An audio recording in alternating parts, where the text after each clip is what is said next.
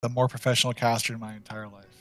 I lower the bar every time I cast. And I feel like just being with you tonight, Ace, is going to raise my level of casting experience. Well, Thank you. I'm glad to have you filling in at the last minute. Ektar is having some severe internet issues, and I'm feeling very sad that he's unable to join us. But nonetheless, it should be a good series all the same. I expect this match to go the distance, as it has really been an onslaught here in Div A this season. Yeah, look at these two teams. They've met in the regular season, and ProBUs 2-1 Tactical Feed in the regular season. And this being the finals, I'm sure that Tactical Feed wants to get its revenge and come home with the Div A championship trophy. But two good teams, I'm sorry, Ace. Guess how many kills? Guess how many kills ProBUs has had this season? That's a good question. Let's go with 137. 491 kills. Okay, that's total takedowns. There's no way. No. Total takedowns is 2136. All right, that's a lot. KDA is 7.94. So they have been on they must be a heavy team fight comp because their kills are killing it. But you see it two quick bans on Garrosh and Stitches and Maev and Stukov. Maev must be a niche pick by the tactical feed side. Muffin plays a strong Maev, and Irby. She does. Irby, definitely a very strong Stukov player as well. Meanwhile, the Garrosh and the Stitches are pretty standard at ProBUs bans as well. And so far, nothing too wild coming out here. Brightwing picked up by Irby, and then Broomboy and Feldroth picking up Johanna and Tassadar. I feel like Tassadar on this map is so undervalued. Just putting up those walls to just block the escape, especially the map being so small. A really good Tassadar player with the wave clear can make the other team's life miserable. Yeah, there's a lot of and he also brings a lot of that wave clear as well, which is so important for Tomb, where you can, slack elsewhere. I mean, Johanna Tassadar is all you need for all the wave clear on Earth. So, yeah, the wave priority right now so far is definitely on the tactical feed side, with both Tassadar and Johanna being picked up, but not slacking behind. We do see the Vala being picked up from Muffin, who plays a fantastic range assassin. Yeah, Muffin has been definitely the ProBUs, hard carry hero player. A lot of the time, ProBUs is very capable of picking up 3 bulky heroes, and then just putting Muffin to do 2 or 3 times anybody's damage. So very, very possible there. Real quick, because I have not shown it. It will pop out to the picks and bans. Because ProBUs was the 1 seed, they went ahead and opted for the first pick. Tactical Feed banned out Towers of Doom and Alterac Pass. ProBUs banned out their Classic Infernal Shrines, and then Battlefield of Eternity, so not big fans of Diablo 2 Remastered or Diablo 4 coming out in 2085. And 2085 approximately. Yeah, give or take a couple days. And then Tactical Feed took us to Tomb of the Spider Queen, where we continue this draft as Tychus and Dahaka were picked up. Tychus, Dahaka being picked up from Tactical Feed, 2 strong heroes. I believe Dahaka is the number 1 played hero for the Tactical Feed side, with I believe 10 games played so far this season. But not to let anyone down, John Bunyan, no association with the John Bunyan, is picked up from Mephisto, and we see Sage pick it up on Hogger. Now, Danny doubted me when I said that it could play some of these heroes, and Sage has been playing all sorts of Hogger and Sonya this season. John Bunyan playing the Mephisto. I wonder if that's a swap over to Muffin in a little bit, because Muffin played the Mephisto against us. But we will see in a second. Sure. Ace, they are able to do a swap. It looks like so far they're going to stick with their pick. So based off the draft, Ace, which comp do you like the most? Just based off the draft, I actually like Tactical Feeds a little bit more, as they finished off with an Anduin. I think the Johanna Tassadar gives them superior lane control, which is going to keep Muffin from keeping the from auto attack stacking a whole lot. And I think the Tychus, when played well, which Solidity very much can do, can really punish the dive that ProBUs tend to bring out in so many of their games. Well, just disagree with you. I will go with ProBUs. Well, there you go. Superior comp. Alrighty, well, starting on the left side of the map, in the blue trunks, we do have your #1 seed in Division A, ProBUs, with Sage playing the Hogger, John Bunyan on the Mephisto, Muffin on the Vala, 8-Bit on the Murden, and Irby on the Brightwing. And playing to tactically feed all match, we have Feldroth on Tassadar, Whereabouts on Dahaka, Materium on Anduin, Broomboy on Johanna, and Solidity on Senior Tychus. Senior Tychus. Doesn't even have that skill. Alright, taking a look at the level 1 talents, we see a race car build out of Dahaka. It's kind of interesting, and everything else looks kind of standard around the board. Maybe the W on Vala is a little bit last meta, but still a very powerful build in general once you scale it up. The Dahaka race car build is not that, surprising to see with all the little bushes around this map. Dahaka can speed around and get a good tongue on somebody. Yeah, very true. Dahaka waddles up towards the top lane before remembering the soul lane is in fact down below on this map, and sudden waddles on down there while everybody else rotates up to the top, and you can see that wave clear that Feldroth and Broomboy can bring to the side of Tactical Feed, so they're going to have great rotational capability through the early part of this game. Yeah, these upper level teams, they focus so much on wave prio before starting to fight. It's funny how, good wall coming up from Tassadar, forcing John Bunyan to take a weird position. Z comes up on a Mephisto and barely saves John Bunyan. Wow, that was very close. I think the port from Irby got in just in time before that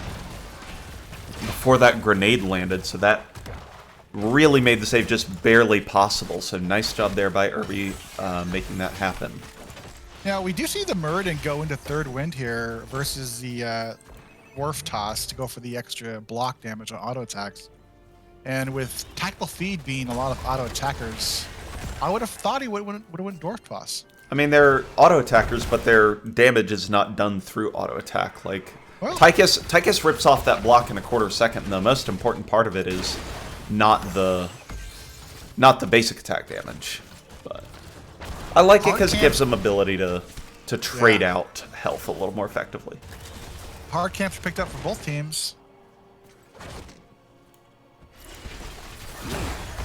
Yep, they're just scuffling in the middle with 4-on-2 ProBUs with the 4 as there's a rotation down by Tactical Feed to either assist Whereabouts or try and pick up the bottom siege camp along the way, but ended up not going for it. Yeah. Tychus throwing in the damage there. Yep, able to Dwarf Toss out of town though, so does go ahead and escape. Ooh, Muffin does barely dodge the Chastise. Tactical Feed really close to about 3 kills so far this game, but not quite putting them together just yet, but we'll have to see how that goes as damage continues to scale up.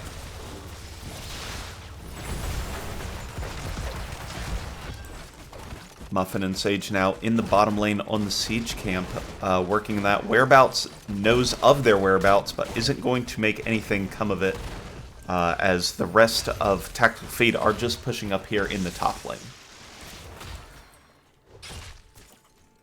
Getting pretty good chip damage on those front walls, which makes a pretty big impact when those spider waves start to push in. Yeah, gate down in the mid lane here, gate almost down in the top lane, so that could make a little bit of a difference as far as efficient damage, allowing teams to get the Tactical Feed to get the wall, things like that. Muffin does eat a grenade in the top lane. It looks like Broomboy, I was wondering if they're going to try and make anything aggressive happen, but it does not appear to be so as Feldroth continues loitering in the bottom lane.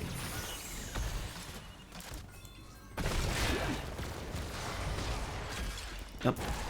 Tactical Feed, I think really has had a lot of good damage pressure on ProBUs pretty much this whole game. Just taking a quick look at the stats, there's a lot of damage being put out by the Tychus that's forced ProBUs back throughout most of this rotational phase. Yeah, tactical walls from Tassadar with good follow-up from the Tychus has led to a lot of that damage. Yeah, I think you mentioned that as one of the reasons he's so valuable in this map, even though some teams don't consider him as much. So, a good call out there as both teams do have enough gems to start to... Ooh, close. And Muffin saved by Brightwing Z. Yeah. A nice, nice timing there by Irby, one of the strongest support players in Division A, healer players, officially.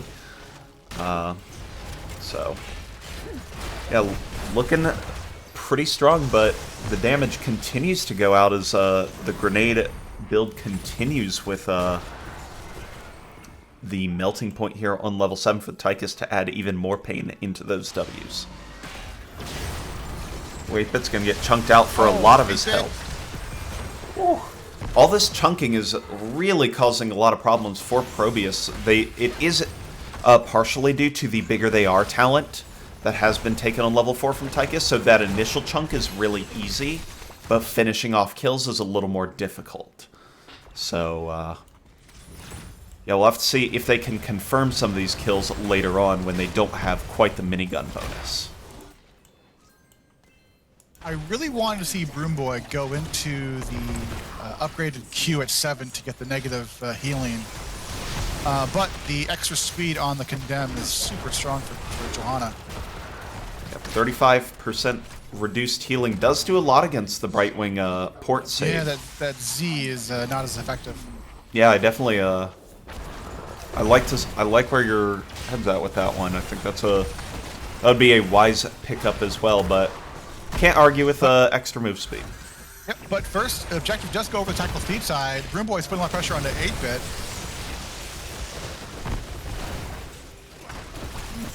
Not too much. Haka did decide to burrow tops, leaving Hogger bottom.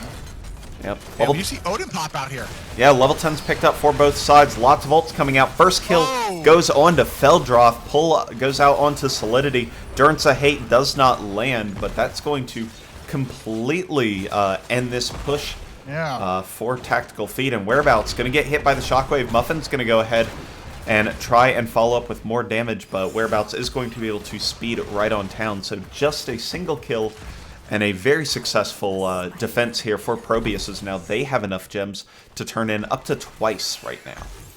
Yeah.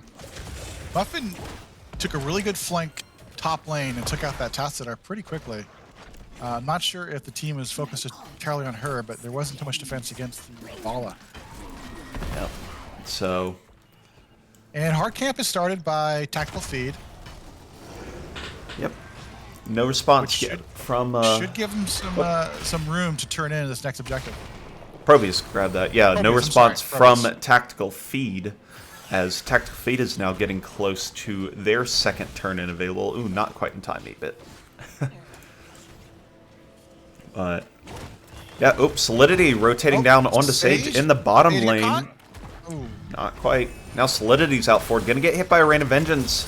Isolation misses, and the counter rotation comes in from John Bunyan and Muffin. Whereabouts is now in a bunch of trouble. Is going to get taken out. Around. Wow. That Hogger loot just buying the extra time needed to confirm the kill. So that's 2 more for ProBUs. Also knocking Tactical Feed out of turn-in range and allowing ProBUs to get the turn-in of their own. Let's see how much they can do with that. So far, Muffin's skills here are impressing me quite a bit. That Rain of Vengeance set up that kill, and then they followed up with a second kill onto the Dahaka.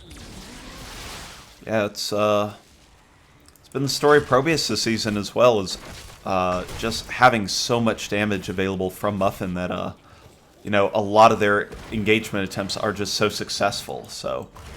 And they're starting their first objective up a talent. Ooh, they are. Level 13s are online for ProBUs. Yep, not the craziest talent here. Lots of defensive talents for a lot of heroes here.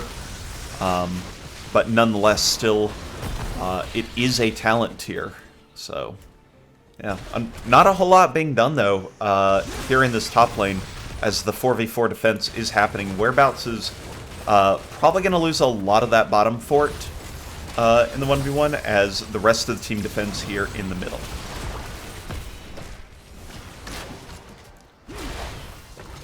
Ooh, Muffin takes a bit of a step forward and ends up not paying for it too much, maybe by about half a health bar, but so does Broom Boy as he went for the engage. Sage is putting work in here in this bottom fort as he's able to secure the bottom fort. So that's the first fort of this game, and ProBUs wanting to go for an immediate turn, and they've got it available on their DPS. Here. Yeah, he doesn't have his DPS. Down. It is, and Dahaka's gonna pay for it. Ooh, Shockwave comes through really well. Nice protection, though, from Ethereum. Heals up the entire team as everybody takes a lot of damage. Sage now very, very low solidity, wrapping around against Muffin, and nobody is dead yet in this fight. Now, did you catch that, Ace? The Johanna falling sword on top of the Anduin makes the Anduin unstunnable. That's pretty good. 8-bit and Whereabouts take a lot of damage. Polymorph going to secure that kill. Is a dead dinosaur. Is, and that'll be pretty much enough to confirm this turn-in for ProBUs if they want to go for it now, and 8-bit with the remaining 5 gems will do so. Tactical Feed with the Bruiser Camp, though, is going to be able to use that to assist in the defense.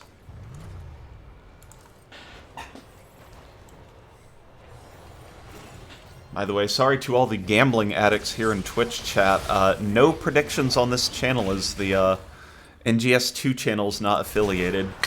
If you want to go satisfy that need, there is a final starting in about 10 minutes on the main NGS channel as well. That is the Heroic Div Finals.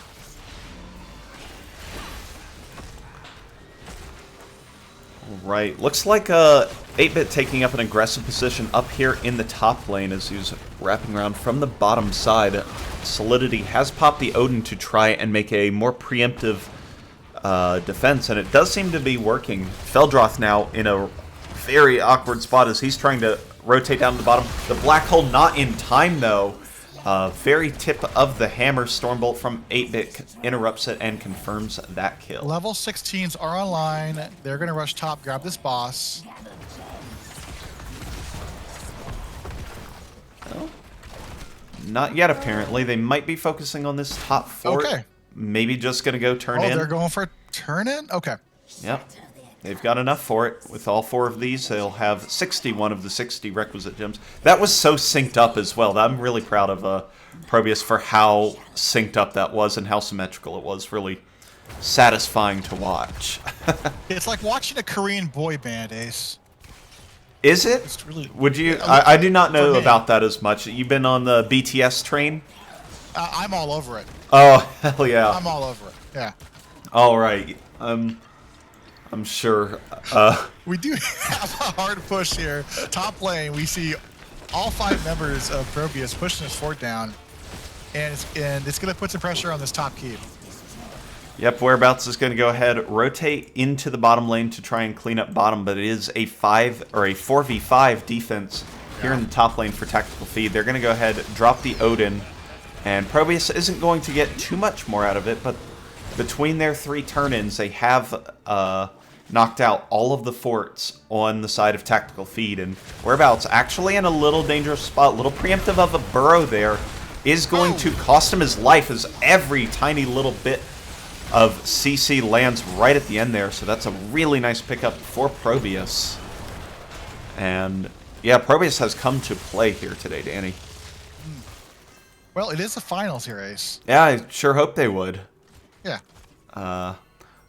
Hoping Tactical Feed can find a little more tactics in the feeding that has occurred. Oh no, I went there. It being 6-0, it's going to be a little hard to come back from this map for Tactical Feed, but there are ways to get back in this map. I would have liked Johanna to pick up the Blessed Shield versus Falling Sword, but I do think that Falling Sword is a better talent at 20, but they got to get to 20 before this game ends.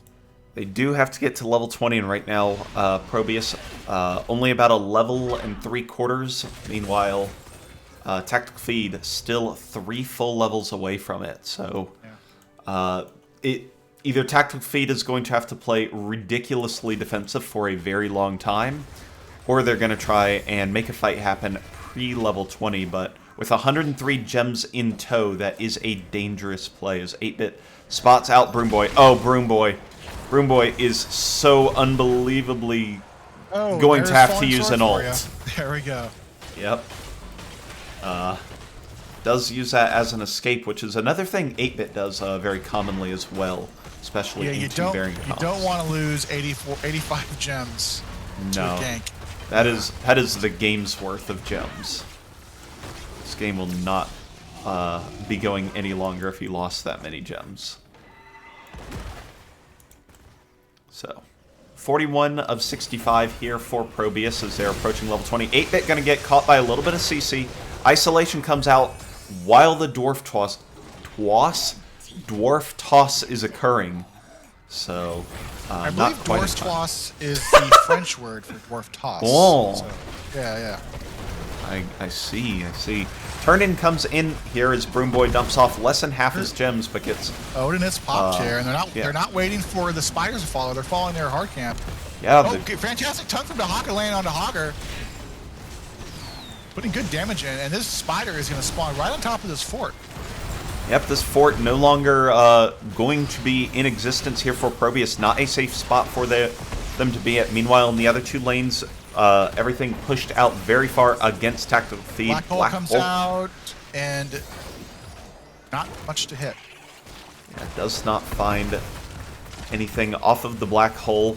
No kills were found by Tactical Feed. I know, they got some gems in, they got their objective, but they're really looking for a kill pre-level 20, and ProBUs just hasn't given it to them. Yeah. And now with these minions being picked up, ProBUs ticking over to level 20, and that will end Tactical Feed's aggression, as we do have the Rewind, Invisible Friends, No Control, the very, very dangerous, is that Rancor or is that Farflight? That is Farflight, they changed the icon. And of course the Mimic from Mephisto. Yeah. And right now we should see Tactical Feed tactically run away for a while, for the next level and a quarter. Yeah, but I mean, how much can they? ProBUs just 6 gems or 5 gems away from being able to do. And it looks like ProBUs is going to force or bait out this top boss. I do like. We're going to turn in bottom lane. Oh! We'll secure the turn in right before the boss. That boss just disappeared under ProBUs's feet. That's actually going to stall out a lot of time to allow Tactical Feed to get towards 20. Yeah. They might not be able to get all the way there because XP will be scattered in relatively pushed out waves, but they will be able to get most of the way to 20 here and really even up the talent tier on this game. They are playing a little bit of ring around the rosies here, trying to stay away from ProBUs until level 20s are hit. Yep, they do see everybody, including a good set in the bottom lane, so they're actually headed after Muffin.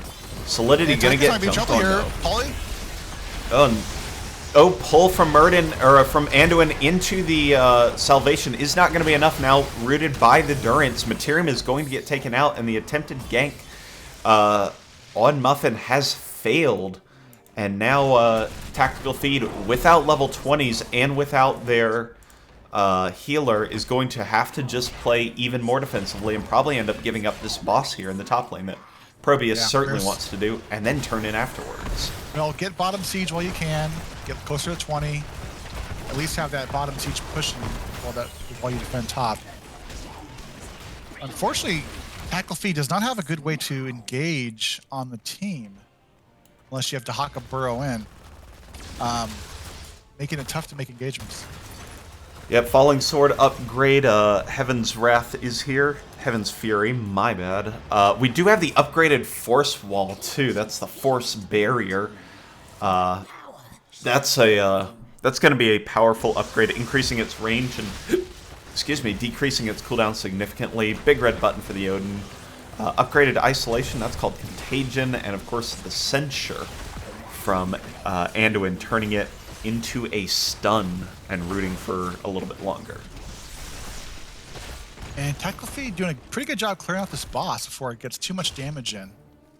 And we should see Odin popped to defend this Spider Siege. Yep, probably waiting for ProBUs to commit to any specific location. Right now, they are seen scattered around the map, and sure enough, mid lane gets taken care of quite quickly. So now the focus turns to the bottom lane here as Odin is popped, and the defense will begin for Tactical Feed.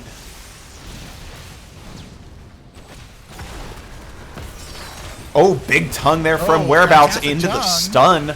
8-Bit gets jumped on. Irby is going to take a lot of damage, but is able to blink heal out of there. Keep goes down, and now ProBUs in full retreat. Happy with the 2 keeps they've required. And, yeah, advantage continues to be pushed now. 1 keep available for Tactical Feed compared to the 3 keeps and a fort remaining on ProBUs' side.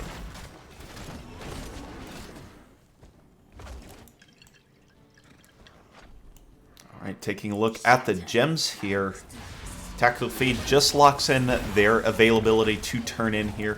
ProBUs still going to need about 25 more gems, though, to be able to get any kind of turn in. So priority is to Tactical Feed, and if they want to try and push their advantage with that, they can. 8-Bit Q hit from Muradin.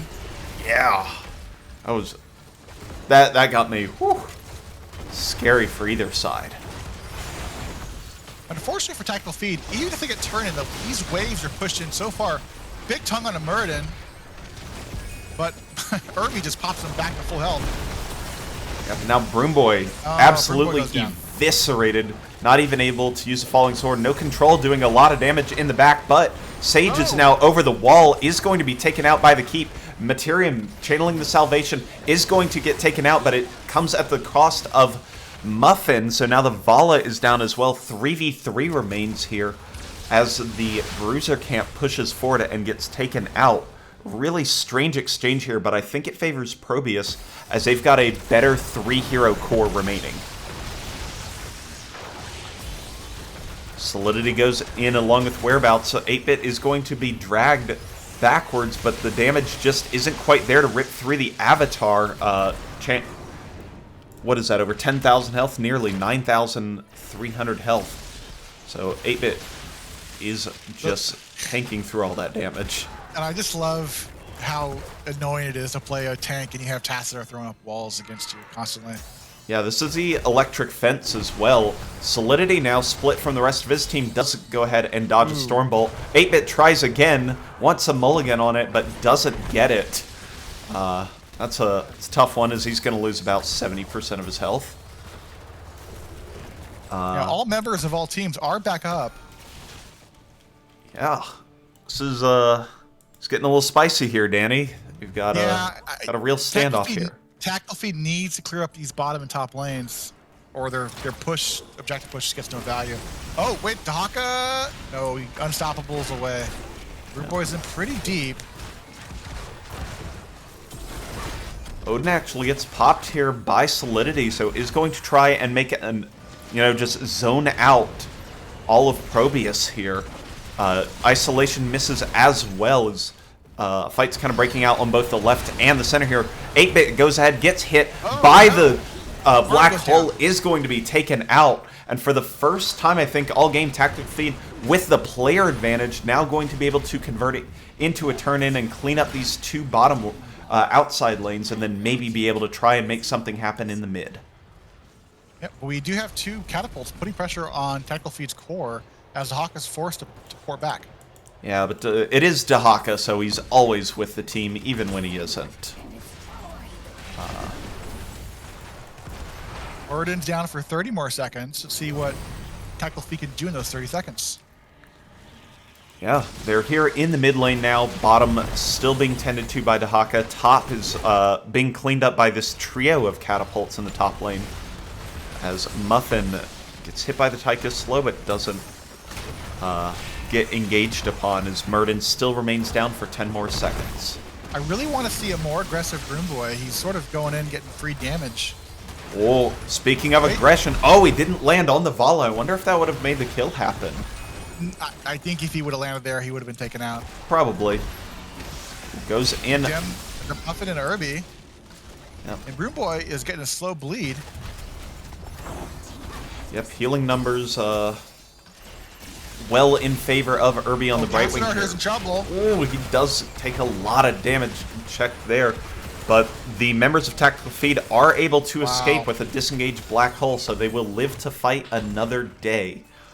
Despite all of the things used there, they are going to be able to go ahead and escape. Ooh, 8-Bit gonna get hit a bunch. Sword. 8-Bit might be in trouble here. Durance misses. Wow! Gets the rewind off to go ahead and dwarf toss out again. Sage, though, with the no control gets taken.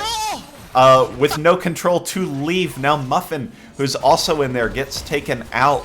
John Bunyan getting chased down with the Tychus slow, or Tychus range, gets taken out by the grenade. And with the huge wave that's built up in the bottom lane, now this keep taken out leaves an avenue of victory for Tactical Feed, who have been down this entire game and have found one team fight to essentially win this game on. I don't think ProBUs can make this defense happen. It's not over till it's over. No, but it is a very tough defense. It will be tough defense. Let's see what 8-Bit can do. Falling Sword just to heal the team back up. Yep.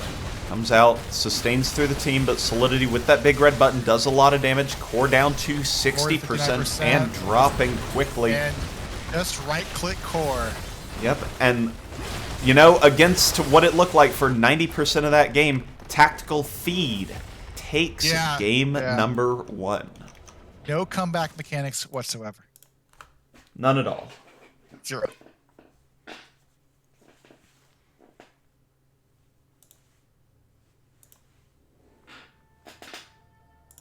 Tychus. Tychus and Vala's damage off by about 300. Jeez, yeah, you're right. What was that? 283 as a difference. It's like 1 minion. Yeah, one auto attack. One auto attack, yeah. Wow. Yeah. Geez, what happened there? Well, I feel like ProBUs could have played it a little slower because they had both top and bottom lanes pushed in, but they did get caught out when, I think, with the no control Hogger, and Vala tried to go in there to save the Hogger, which sort of led to the downfall of ProBUs. But good game 1, and it shows sort of that, Tactical Feed did not give up. No, Whereabouts really landed a couple critical tongues onto 8-Bit's Murden late in the game, once on that bottom altar, once on... It's interesting here, Ace, because I believe Hogger's no control, it clipped him into the Tactical Feed, a clip in. Yeah. It pushed him into the enemy keep fort, which got a kill there. And then at the end, his no control just put him in a bad position to get burned. Yeah. Oh, this next map is up. Yep. Game number 2 going to be taking place on Sky Temple. A very underplayed map.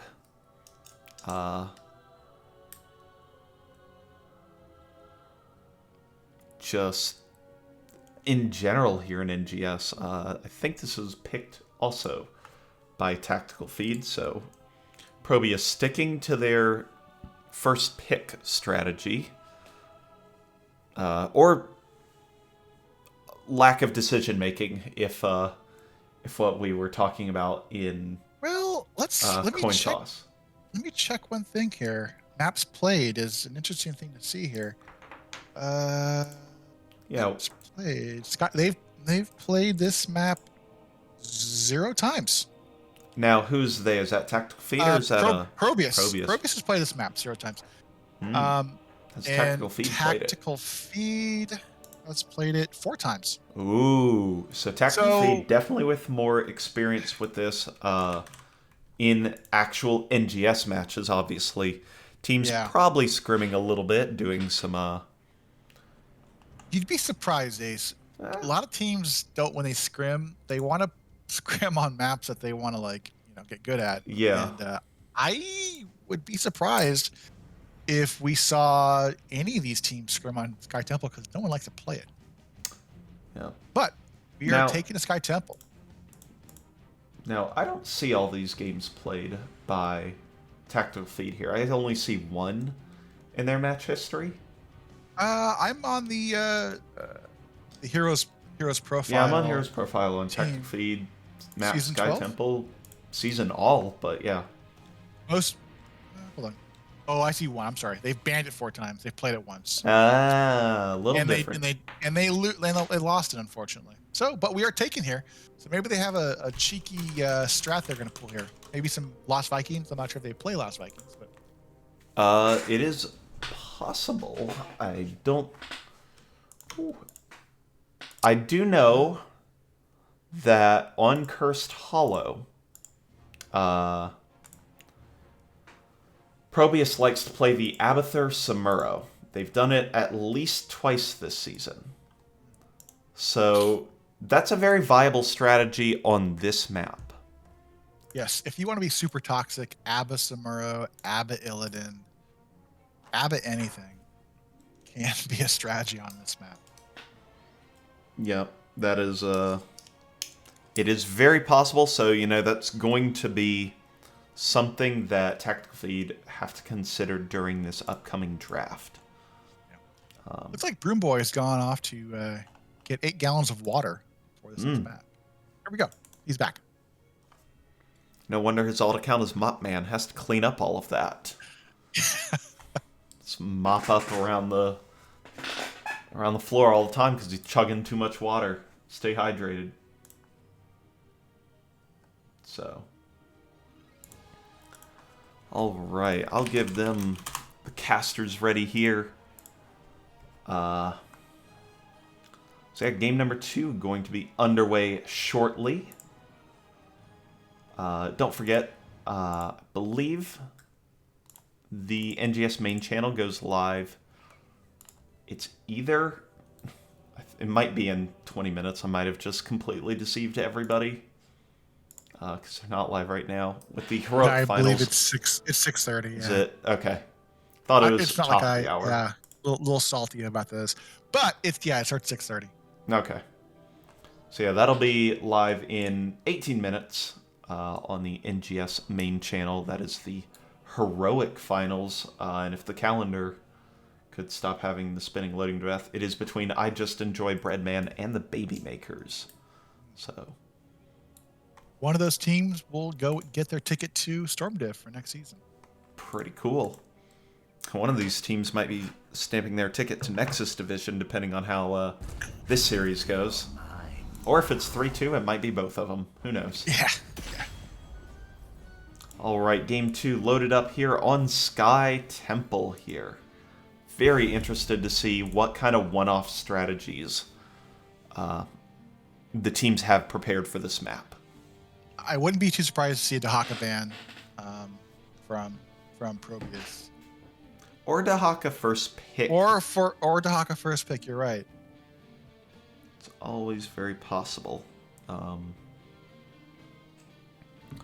Thinking long and hard about this one. They've been pretty rock solid on the Garrosh Stitches for a while now, so I'm curious what the considerations are here. Well, does Broom Boy play Garrosh or Stitches? Yes.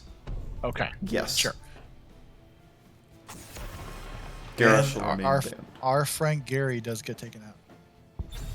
As someone who has played with Broom Boy can play Garrosh and Stitches. Got it. To quite a proficient level, if I may add. Stukov remains banned. Stitches remains banned. So after all of that, ProBUs does go ahead and just opt with the same old bans. Well, and well, I'm not sure how other tanks Broom Boy plays. Let's see if 8-Bit picks up the Johanna. Take that away.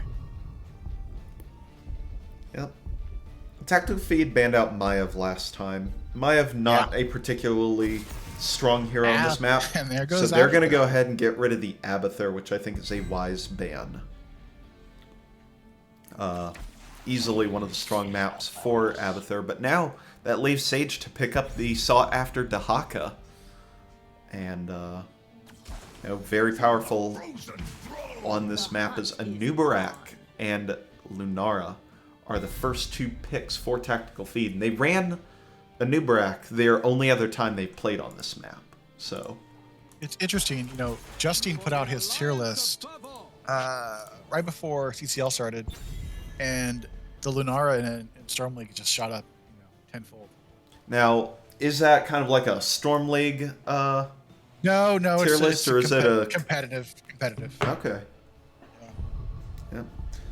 Muffin, moving to the Sylvanas this game, that's pretty standard, I would say. And Irby taking Mantle up on the Anduin, specifically opting not for the Brightwing, so I wonder what that... kind of why not? Because the double global is obviously a very powerful composition. And Irby is a very proficient Brightwing player, and has taken it probably a dozen times this season, so I'm curious why the Anduin over the Brightwing here. Well, they might want to have someone dive in there, or take away the Anduin from Materium. Oh. Last game, Materium had a couple saves with his pull that probably would have made that game end sooner for ProBUs. Yep, and any sooner would have given them the big W. Instead, we've got Blaze and Whitemane. Whitemane, one of the rarest heroes to see, but still incredibly powerful in terms of burst healing. Ektar, I'd sure like to see it. 07 to Ektar. The curses of the ISP.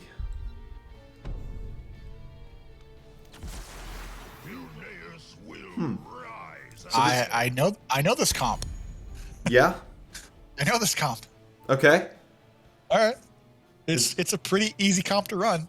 I mean, is there like something specific that, like, other than just variant click and blow up, or is it from 4 to 10? It's just chasing people around, but then from 10 to 20, it's taunt plus mind control. Yeah. Plus root plus Greymane does its thing. So we have a pick comp here, but we have a pretty beefy front line. But I think with the damage that ProBUs has, they can burn down an Uberak, they can burn down Blaze, no problem. The hard part is Whitemane is going to make life a lot harder because it's her AoE cleanse and her ability to keep heroes up. So the target might be Whitemane.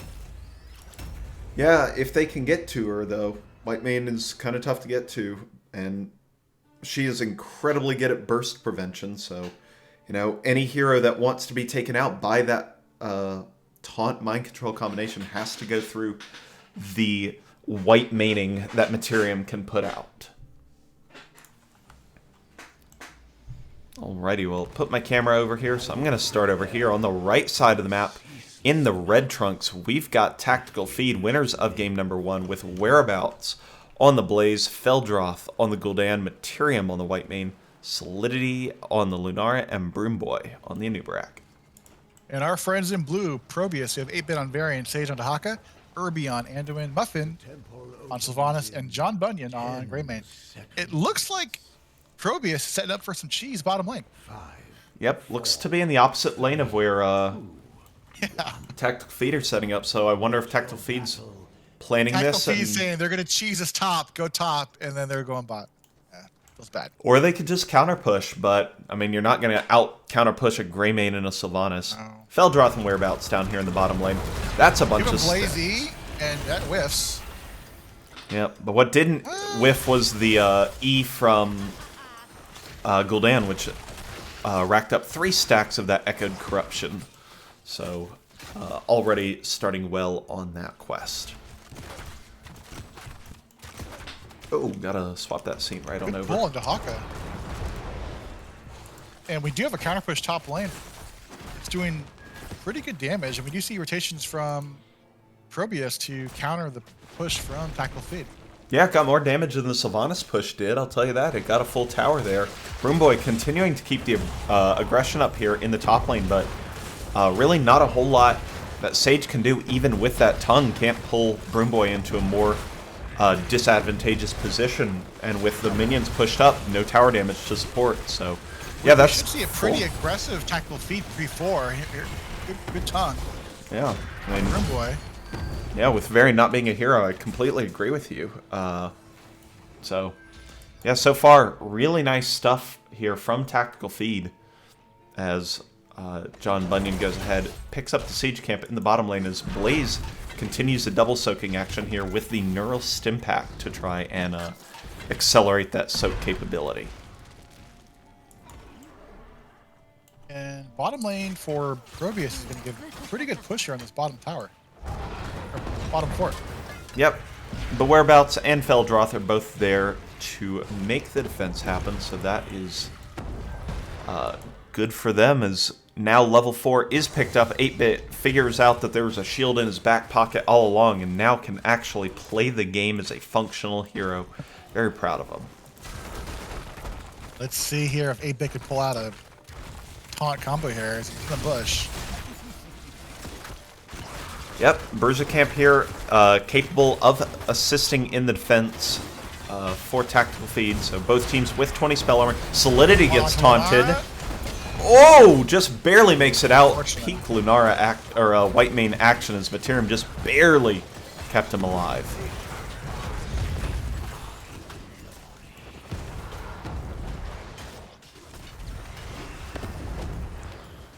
Right. Well, with that excitement out of the way, Temple's starting up in just about 10 seconds here in the topmost 2 lanes. So that will force some action around this map. We'll have to see what the what teams opt to do, whether it's continue double soaking or burrowing a Dahaka in or whatever.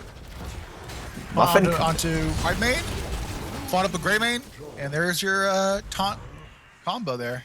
Yep, right onto the White Mane, as you mentioned as well early on. That they might just have to go for the White Mane instead of anybody else. And sure enough, First Blood goes over for ProBUs against Materium, so a good pickup for them.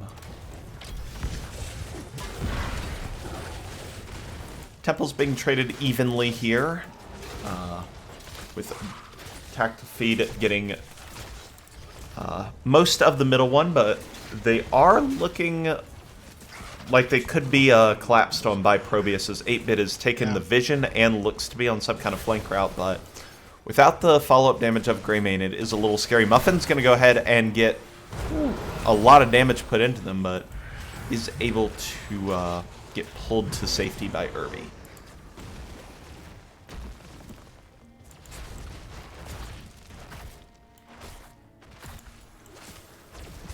So, interesting enough, the Gul'dan build's kind of a funky one. E on 1, but then Drain Life on 4 and 7, which is usually kind of not the follow-up combo I see. I usually would expect like a Hungry for Power.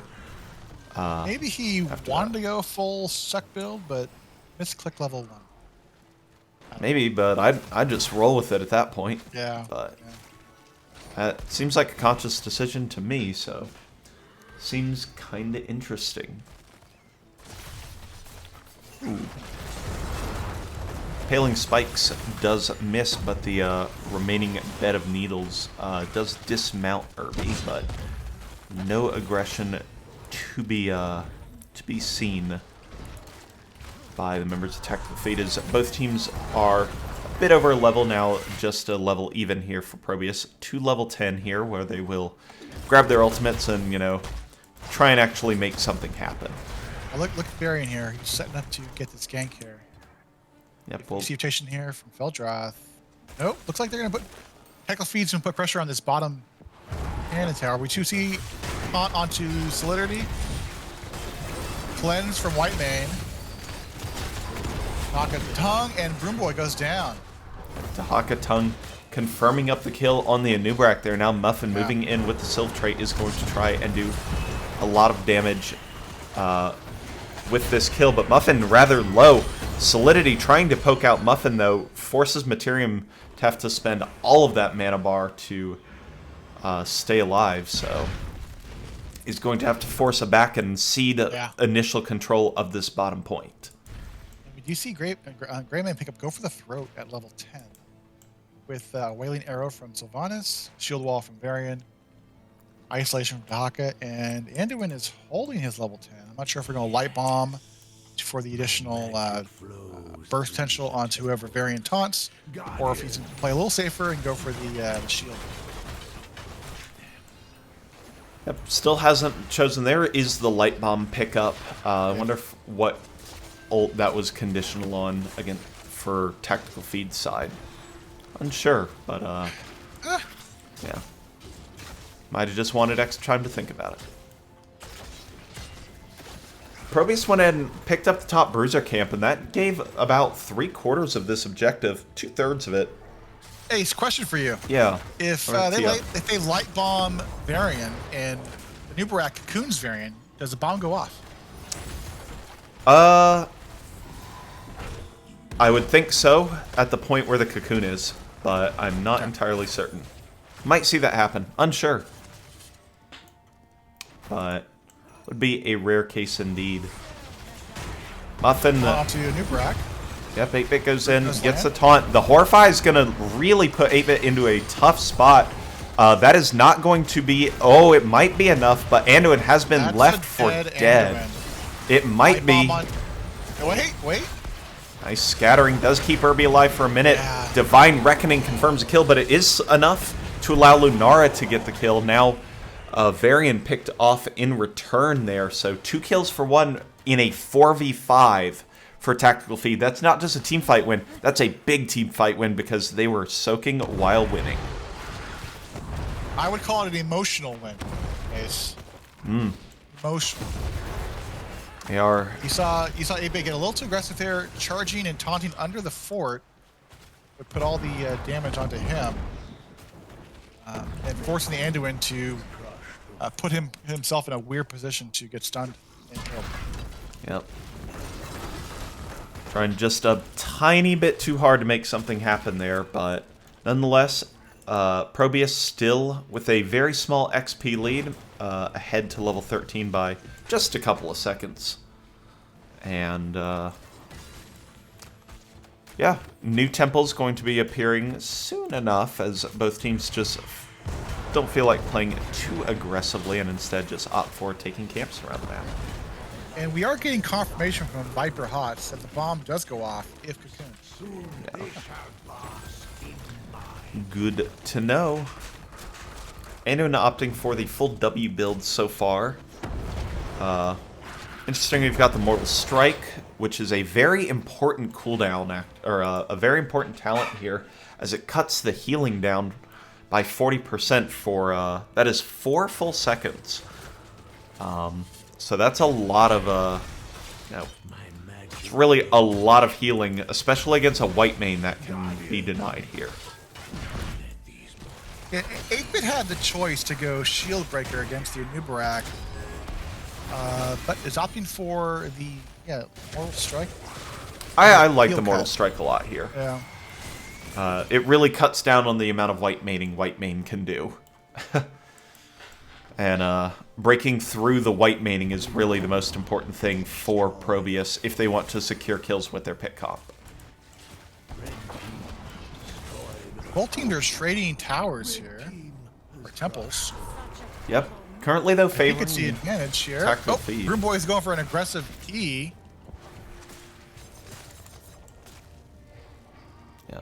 Does not find any purchase there, though, so... Trade diplomatic gentleman's agreement is, has been taken for both sides.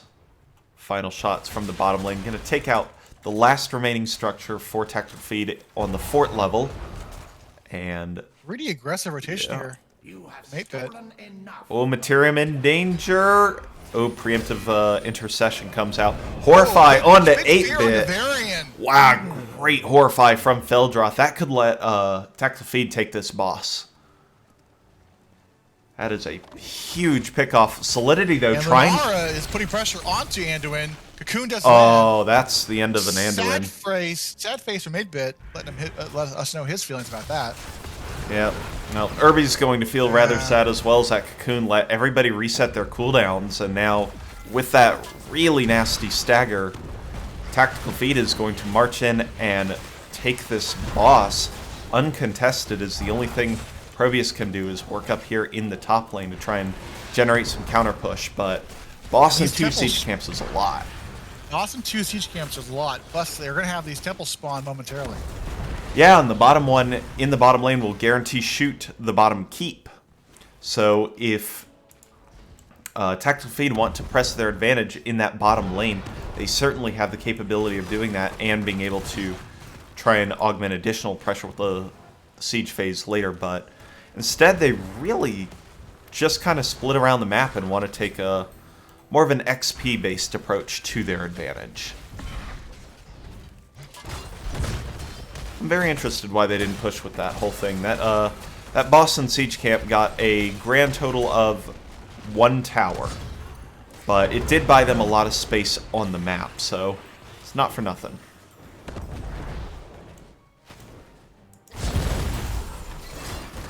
You have about a half level advantage getting some soak there, but they did not take advantage of the boss capture, and temples are about to spawn here, and a trade of temples does go in the advantage of Tactical Feed.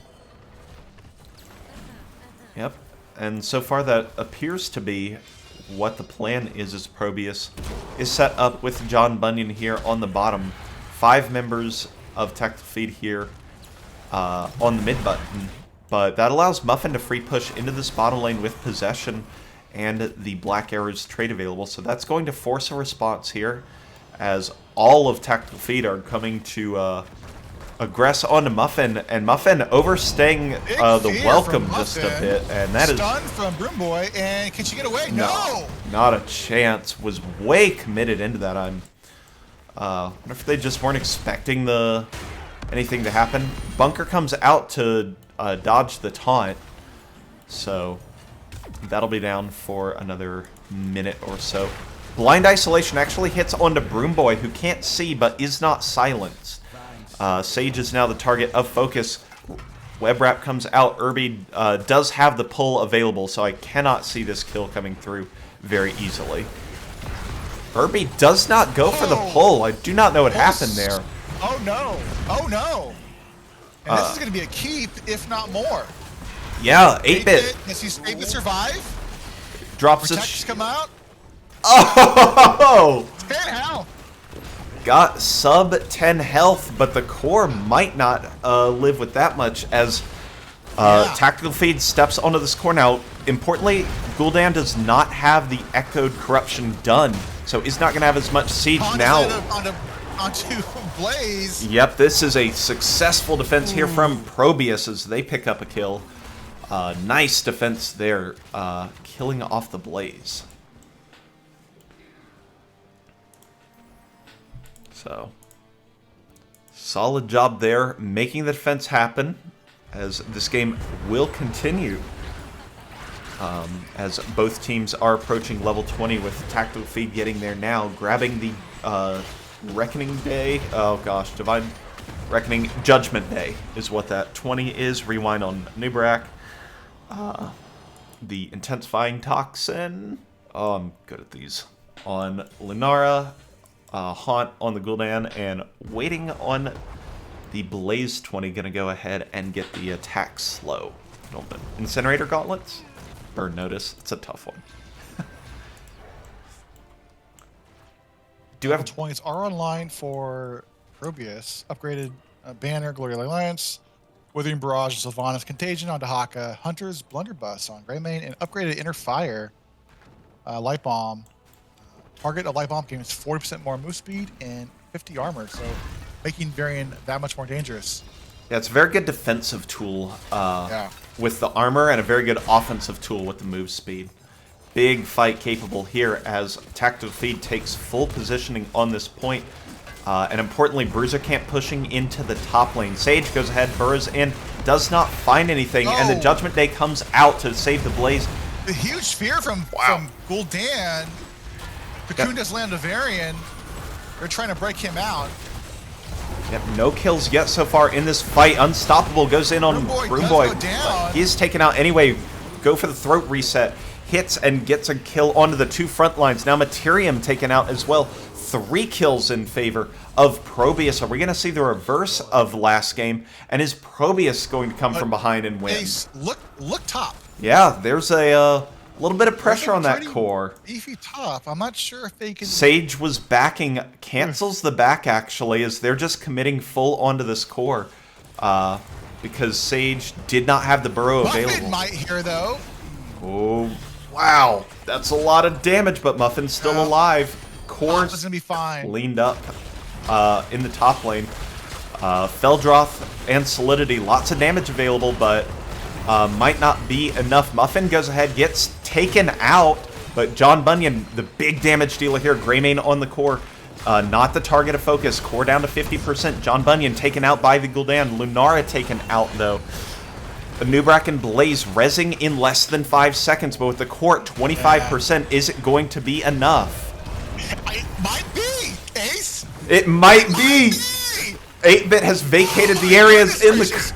Oh my god. Oh, it's at 16%. At what point do you just murder yourself? Oh gosh. Oh no. No, what a shame for ProBUs. Not like this. And that's the end of the game because the lanes are so far pushed out for tactical feed. The shields from the catapult, or the catapults have ripped the shields off of the bottom, or the ProBUs core, and that's just going to end the game. A heartbreaking defeat for ProBUs. I mean, they are... This has happened twice. Yeah. I'm not sure what discussion needs to be had for ProBUs, but playing a little slower maybe. What a defense there from Tactical Feed. Fantastic. And they go up 2-0 in this best of 5 set. And that was a good one there, Danny. I've been on both of those situations, win and lose, and it feels really good when you win. It feels really bad when you lose. Yeah, ProBUs in a tough spot right now. Down 0-2, required reverse sweep to bring this one back.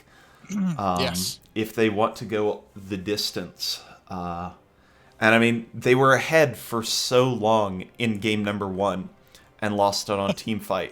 And they were behind game number 2 and then didn't just lose it, but they were given a glimmer of hope, which was then crushed into tiny pieces by the defense of Tactical Feed and the tornadoes that surrounded the core. And that's mentally tough. Tactical Feed defended, I see OMFG pop out in Twitch chat, and yes, OMFG. We see Tactical Feed go up 2-0, 1 win away from securing Division A for Season 12. Yep. Yeah, huge defense by Solidity and Feldroth there, just biding time until they could find enough poke damage and then use the leaping strikes to confirm out Muffin's kill. And, able to take out John Bunyan shortly after. And that was the damage core of ProBUs, and without a lot of lane pressure, just not any additional minions. Additionally, a whole bunch of minions spawned for Tactical Feed, which all turned on the on any remaining people and grabbed aggro of any possible pushes, so just further hindering the push. I mean, their name is Tactical Feed. Maybe they're doing this on purpose. Yeah, Solidity definitely had a Tactical Feed there, going in and trading out 1-for-1 with Muffin on the core at the very end. So, all right, game 3 not quite created yet. If I were on ProBUs, I would have taken 5 minutes and run outside. We're going to take just a minute. Go get hydrated. Go grab yourself something tasty, and we'll be back in just a minute with game number 3 here of the Div A Finals. I'm excited.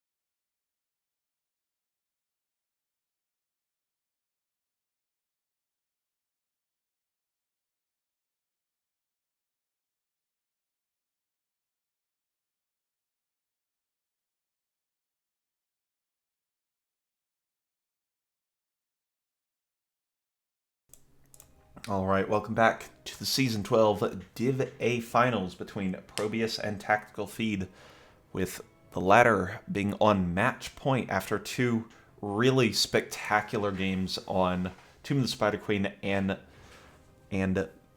Sky Temple. Can't even come up with the name of the map, it's so unplayed. And they are, for the third time, on the map pick, and they have taken us to Dragonshire. We are going to my favorite map in the game. Shire. You know, it's not my favorite map to play, but I think it's one of my favorite maps to watch. It's such a cool, dynamic, and very active map. Some maps are very, very formulaic. Do this, then go here, and a lot of time that's really good.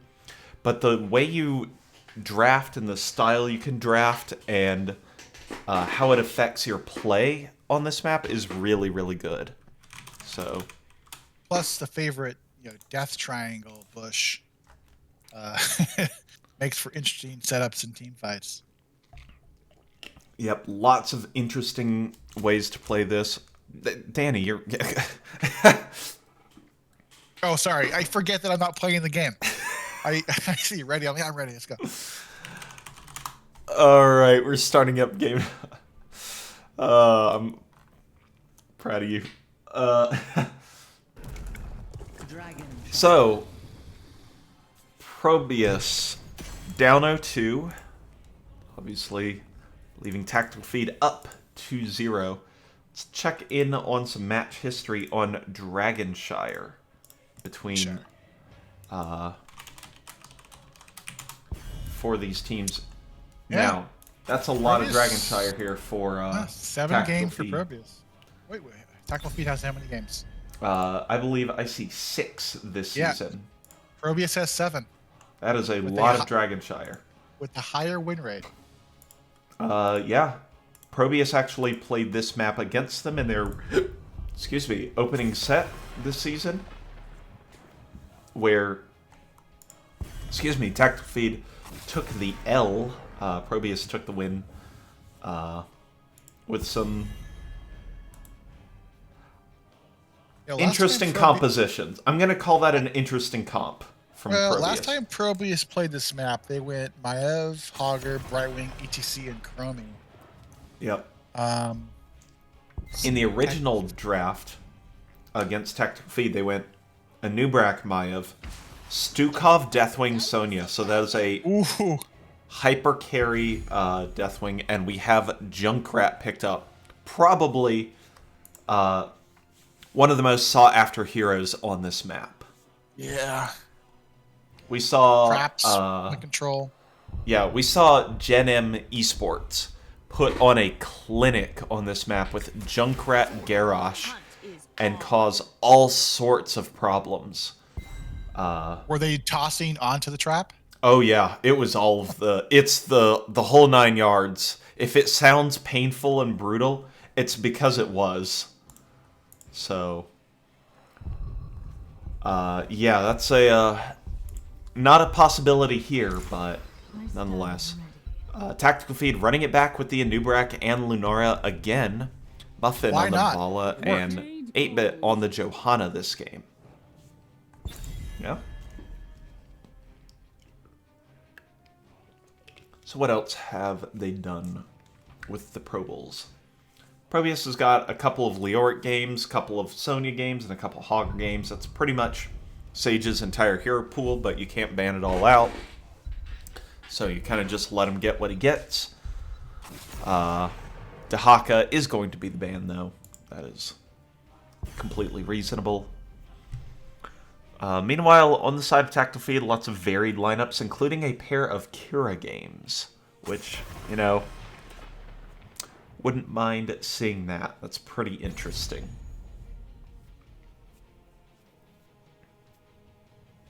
Does either team have a Rexar? They haven't played it before. Neither team has played the Rexar on this map, so... You see Leoric and Endo being picked up from Tactical Feed. And last 2 picks from ProBUs, offlaner of some sort. And a healer. Healer, yeah. Brightwing is available. Very possible. Hogger, pretty expected. Wing. And show me a Brightwing. There we go. Thank you kindly. It is adorable. Thank you very kindly. Most importantly, she can port up to the top lane and help secure a kill for whoever the off lane is. Yeah, inflate my ego more, please. It was a pretty good game. So there's the Li Ming. So this resembles much closer to yeah. This looks very similar to the last Dragonshire game that Tactical Feed played. Yeah, where they had the same tank and DPS core with Stukov subbed out for the Anduin here and Leorc in for the Dahaka. So very similar. So, alrighty, game number 3 here on Dragonshire. Game or match and division point for the rest of the for the series here for Tactical Feed. Get a fancy pin at the end of the season. Yeah, and bragging rights for till the start of season 13. Yeah. Alrighty, on the left side of the map, as soon as I swap the scene over in the blue trunks, we have ProBUs with 8-bit on the Johanna, Muffin on the Vala, Sage on the Hogger, Irby on the Fight Wing, and John Bunyan on the Junkrat. And the red team, Tactical Feed, hoping not to feed too much on this map. But Tyranno, Manduin, Feldroth on... Who is that? That's a Li Ming. That's a Li Ming. Broomboy on Uberak, and Solidity on Lunara. I think that was everybody. Maybe I missed one. Cool. Checking out level 1's Aetherwalker from the Li Ming. Blizzard has convinced us to pick it. Vala going ahead and already stacking up a bunch against Whereabouts here, grabbing 10 auto attacks. So already working on that auto attack quest. As Muffin, big fan of the Vala all season with the extra move speed and the ridiculous DPS output in the late game.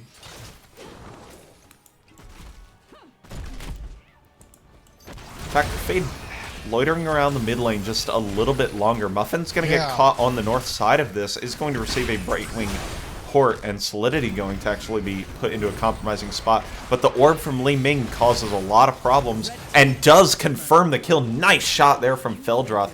Going to pick up first blood there for Tactical Feed. Tactical Feed, though, is going to miss some XP bottom lane. Yeah. As waves at this point in the game might be more important than kills.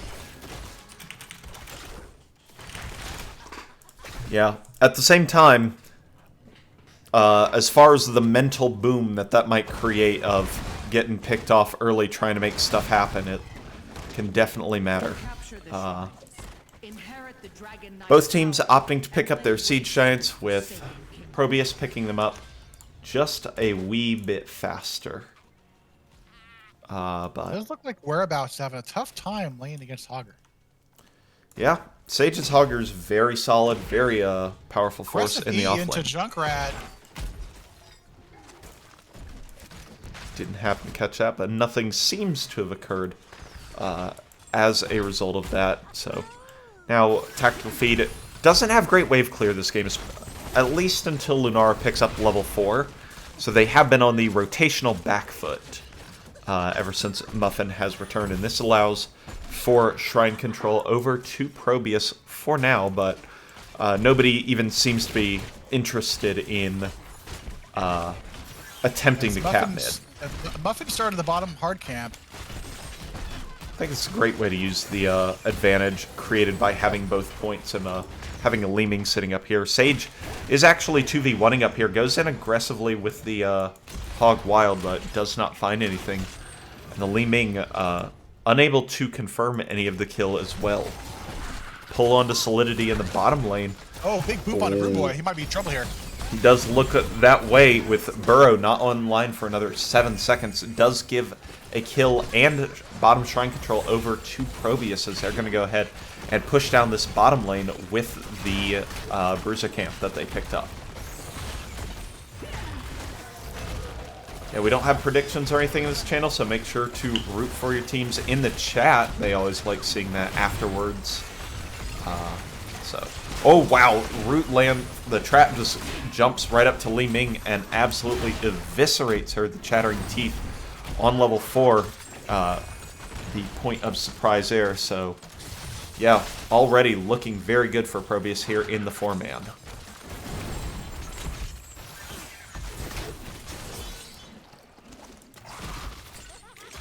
Big Az online as well, as Broomboy going to go ahead and pause the game. Tactical pause. Ooh. Tyrium's computer completely exploding. Should just be a very momentary second. I didn't make either of us refs, so... Good. Yeah, we can't type. We can't type to them, so... You know, we'll figure it out. I'm sure they'll get it right. Yep, and they're starting up. Alright, very cool. Solidity and Materia, I'm going to go ahead and back for the health and the mana as we unpause here, and... Yep, looks like a clean reset coming out for Tactical Fleet after they lost 2 heroes, as Junkrat is just a menace on the map, having played with it and against it.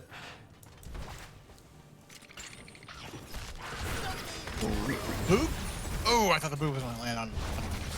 Yeah, don't think it would have taken him over the wall though, so would have caused a bit of a problem.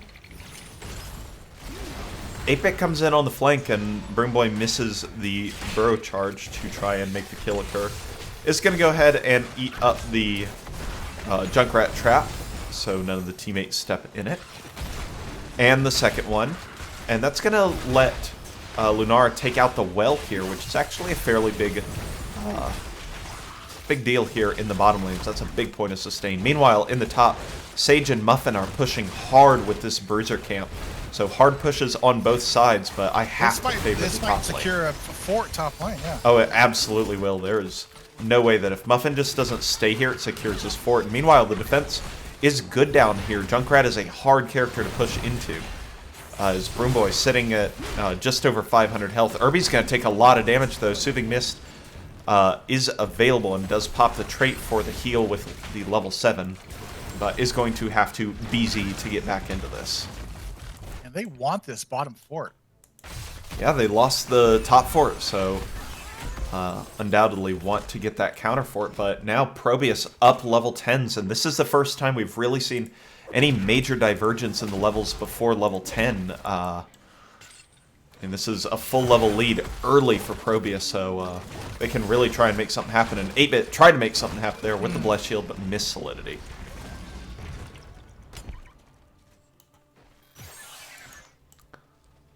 Alright, Tactical Feed having to play very defensively to try and pick up level 10s while also not giving up the Dragon Knight, and whereabouts securing that top shrine should give them the time they need to go ahead and grab level 10s off these minions. Nara might be? Nope. DPS sitting on the bruise or the siege camp. Oh, here comes the burrow charge with the light bomb. However, 8-Bit good timing to try and get that deep. They're gonna try to burn her out. Very successful. Irby and ooh, that was a kind of a dangerous position to. Oh, Broomboy is a man on an island here. He's trying to get out. 8-Bit knows where he's at. Yep. Oh, Broomboy. Dragon is secured for ProBUs. Oh, counter kill into Vala though.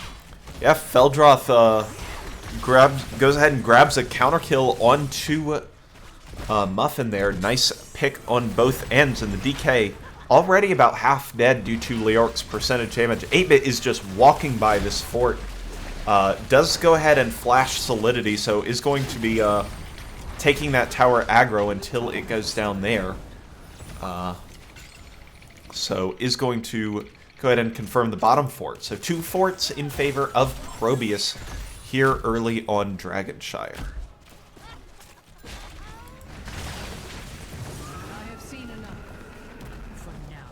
Eldroth goes ahead and absolutely eviscerates the remainder of the Dragon Knight, ending the objective phase and getting everybody back to lanes. And now, really a kind of a tough spot for Tactical Feed because they have no defensive area in either of their shrine lanes. Tactical Feed, though, has been here twice this set, so I know they're not too worried about how to come back because they've shown us they can't come back from these fights. Yep. I mean, I would say ProBUs looks, a lot stronger in this game, but I mean, they were looking extremely powerful on Tomb, and then, late game team fight occurs. Yep. Bruiser Camp from the bottom is pushing in, and Sage joining it in as well to augment this push. So 5v4 in favor of ProBUs as they continue to march down the towers here on this keep wall, and they're going to continue pushing as the mage minion providing the spell armor still remains healthy until Lunara looks at it kind of funny.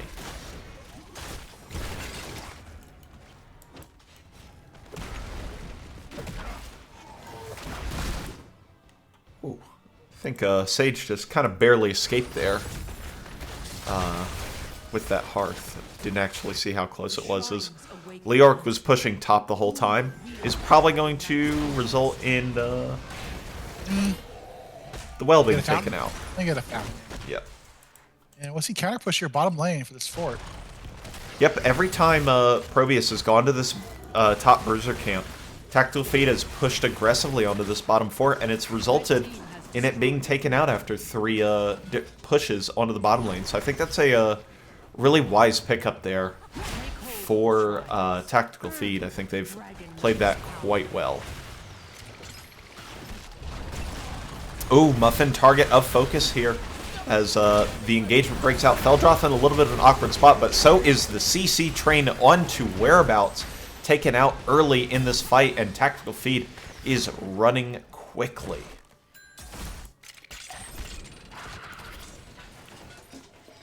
And we do have the hard camp pushing top lane. I'm not sure if he's too concerned about it. They do send Tyrium out there to defend that with Feldroth. Leave Lunara mid to defend against the objective capture. Yep, but ProBUs picking up that level 16 talent with that wave in the mid really can't exist here much longer. The the impaling spikes, I believe, the beta barbs, right? I said that earlier. The beta barbs enough to stall for a short duration, but Sage actually stalled out enough in the top. It'll cost him his life here as Feldroth connects with the magic missiles, and Irby tried his best to make the save happen, but did not quite get there. This might be a keep bottom lane for ProBUs. It might be, but I don't know. It seems a little scary because they're down a player and their DPS is in there. I don't think they actually get this. And sure enough, John Bunyan's just going to hit it twice, breathe fire once, and then retreat into the mid lane here to confirm their more free bounty here in the mid fort. Entomb available in 2 seconds should this Dragon Knight expire, and give Junkrat time to get popped out of it, but ultimately didn't get the DK, and that is the end of the objective phase here.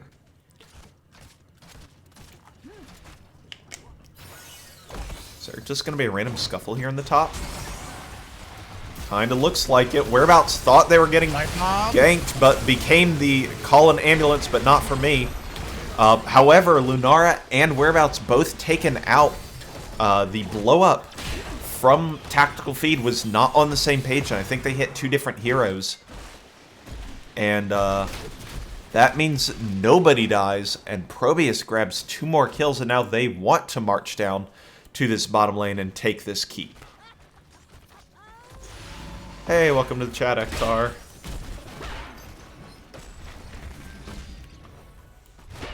So, bottom keep now under fire from Siege Giants, Catapult, and 5 heroes of ProBUs. However, Tactical Feed is getting the Lunara back, and Muffin already taking a good chunk of damage. Even Rain of Vengeance for damage does assist in the demolition of bottom keep.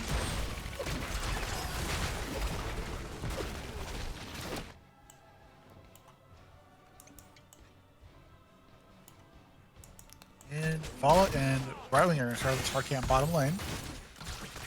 Yep, they're going to go ahead, start that up, try and...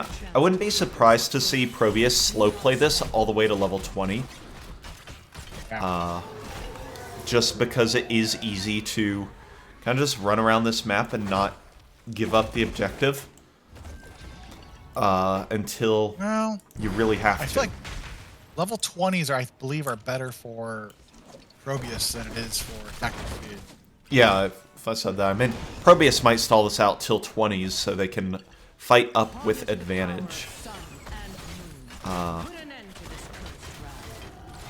So. Camps picked up in almost every lane now for ProBUs as they're going to finish off with the top Bruiser camp and clear out their opponents. Meanwhile, Tactical Feed kind of just hiding in a bush. And seeing what can come of it, but they are fully aware of all of the probes up in the top lane.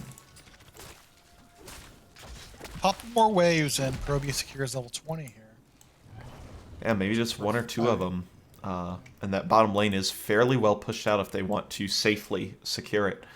As the rotations to grab the buttons continue, and there are the level 20s for probe about a level and a half ahead of Tactical Feed, so let's see how aggressive they're going to play this as they grab the Radiating Faith, the... oh, I don't know that one. It's the Anger Management from Hogger.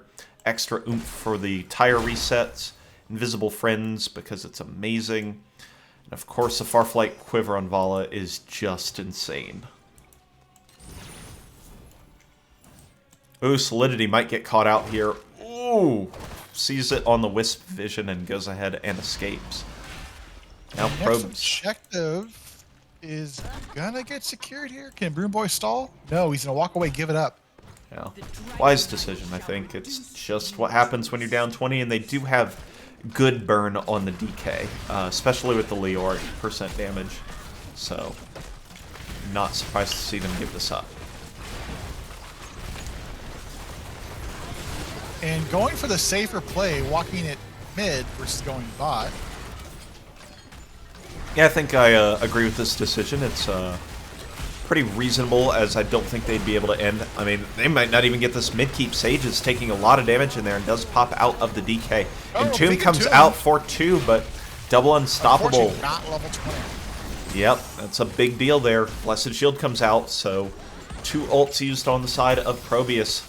2 for Tactical Feed, as level 20s are not near, and Muffin can just keep blinking away at this fort at 8.8 range. And with that, 2 keeps down for Tactical Feed, so ProBUs very capable of ending the game off of a any kind of kill or 2 scenario.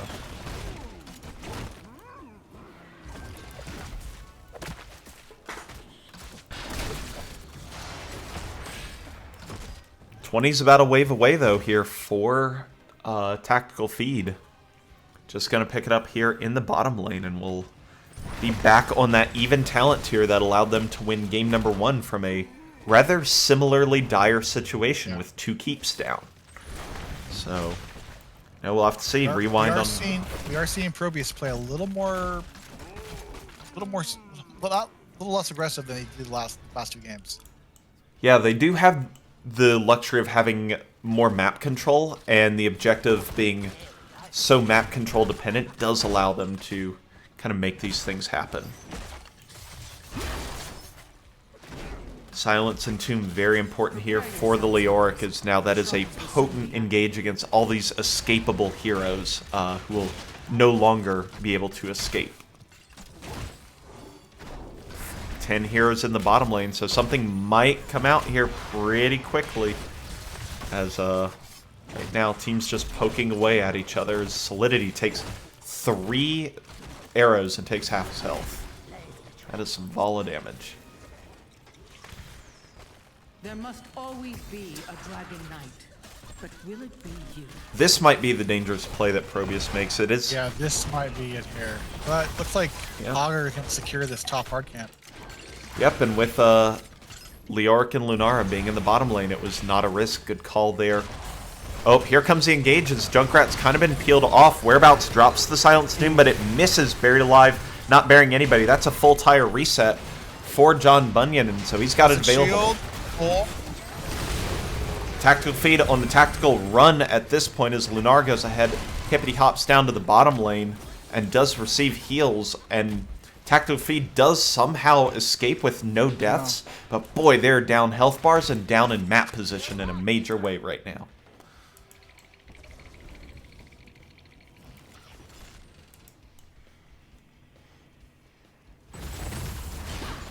Alright. Rotation into the top lane now by all 10 members. Leo and Brightwing just kind of playing off the side here. Fight almost certain to break out as Johanna is wrapped and unwrapped faster than a Christmas present on Christmas Day. There's the Silence and Tomb onto Sage, and he gets taken out. Extra oomph, though, putting in a lot of damage. Feldroth and Broomboy Materium, 2 hits there. 8-bit going to be taken out in exchange for the Li Ming. 2 kills for tactical feed, but they are still behind in health bars as Muffin is able to deal an absolute truckload of damage here. It was looking favorable for tactical feed, but Li Ming did drop, going 2 for 1. As looks like ProBUs able to secure. Nope. Oh, bye, Broomboy. Boy, might be in trouble here. Good. And now, question. I remember the rules here. Can Brightwing enter the dragon? Or is it against the that rules? bug was fixed. Okay. That bug has been fixed, unless recent patches prove otherwise. So now ProBUs can... But you can't blink to it. Ah, gosh, I forget what's bugged. Rules Committee, Ektar, please tell us. Thank you kindly. We'll get to you in roughly 50 seconds, plus Ektar's typing time. Okay.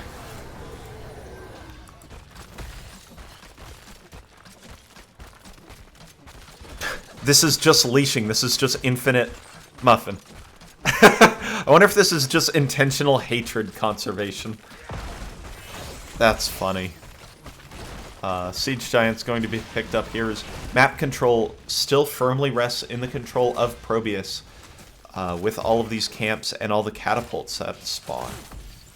Now they're going to go ahead and grab the bottom objective as Feldroth and Materium have to go make a little bit of a detour to go grab this top one while also not interfering with the wave.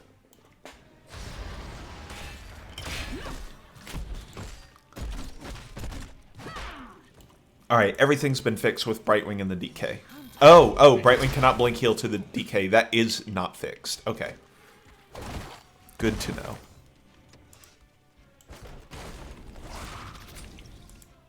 Muffin going to go ahead and move into position here on this top objective, and now that's going to create the channel capable of Dragon Knight capture here for ProBUs, but Leoric with the rotation down in bottom lane has been seen.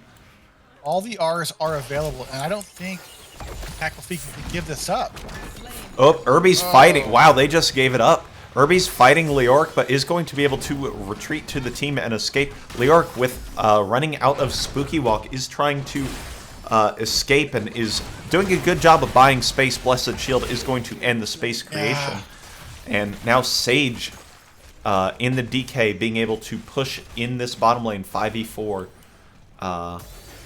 Do you have the advantage of Leoric dying, where you can come back a little bit sooner, but this is going to be a tough defense. Yeah, the way it's been looking so good. Out. Muffin goes very low, and the healer's in the cocoon, so they can't heal that up just yet. Irby's going to go ahead and get there, though, make the save, and that all-in should just be it, barring an Ogelian-style save here from Feldroth. An Ogelian-style save. Viper mentioned it earlier. It is not a fun memory, but that won't happen here. Core falls, ProBUs is not going down without a fight. And the reverse sweep is started for ProBUs. Actually, if it has to be a reverse sweep for ProBUs, it has to start in game number 1. They have to lose. My apologies. Yes, much better map, game 3, from start to finish for ProBUs. Yeah, I thought John Bunyan's performance, again, Junkrat really controlled the pace of a lot of those bottom lane fights. It made it very difficult for Tactical Feed to push in, and it was very difficult for, ProBUs was just able to get so much damage and so much value out of the space created by it, so Not just really push solid. in, but walk into bushes. Because Yeah. Junkrat had his traps all in the bushes. So, Yep. Junkrat is so strong on Dragonshire.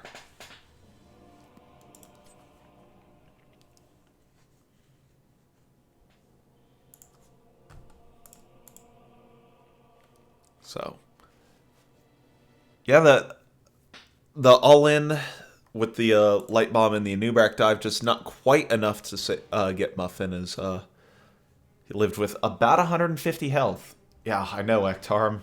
I'm saying the same thing. I've been unable to do predictions, and it's been tough. I've been on the other side of an Ogillian defense, and it was not fun. Sounds like a chess opener, but it's actually much more depressing. I will go with the Ogillian opening, please. Yeah. We'll go with the Queenside Ogillian. Yeah. Well, something back in Season 7. We got 3 kills and then got absolutely wiped on core by Ogle and his Liming. So, going here, we've got Braxis Holdout as the map of choice for ProBUs. Got the first stripes of blue here on this map tracker. So. And we are going to the least favorite map. From Praxis Holdout. I know several teammates who would agree with you. Spicy stuff can come out on this map. Let's take a look at some match history, see how much teams have played on this dumpster fire. Map. Tactical Fade with 3 games and varying comps throughout, but general themes of high CC with Anubrak, Garrosh, and Junkrat. ProBUs 4 times on the map. 3 for 4. Yep. About matches ProBUs' win rate across the season, though, 3 out of 4. With this 2 map, yeah. with 2 Genji games being from Muffin, which is kind of the special surprise on side. Yeah. Genji on Braxis is she just runs around and kills the fountains and makes everyone's life miserable. Yep, that's sounds like Genji things, but also notable 4 out of 4 picks for Irby on the Brightwing on this map, and I'm checking it now to see if it's because of Stukov bans, but it does not appear so. In fact, let's see, 3. So out of 4 matches, or 4 times played, Stukov was banned twice and not banned twice, and Irby still opted for the Brightwing. Yeah, looking at pick priority on this map for both teams. Yeah, Genji's interesting. I guess this might be Genji's best map, but lots of Brightwing coming out for Irby. But interesting for Tactical Feed when they played this map last. Let me pull it back up. Decker Kane. That's very interesting. I do like the Decker Kane. Yeah. So, all right, we're here. Draft of game number 4, Braxis Holdout. Lots of secret spice possible on this map. And we'll just have to see what the teams have in store for us.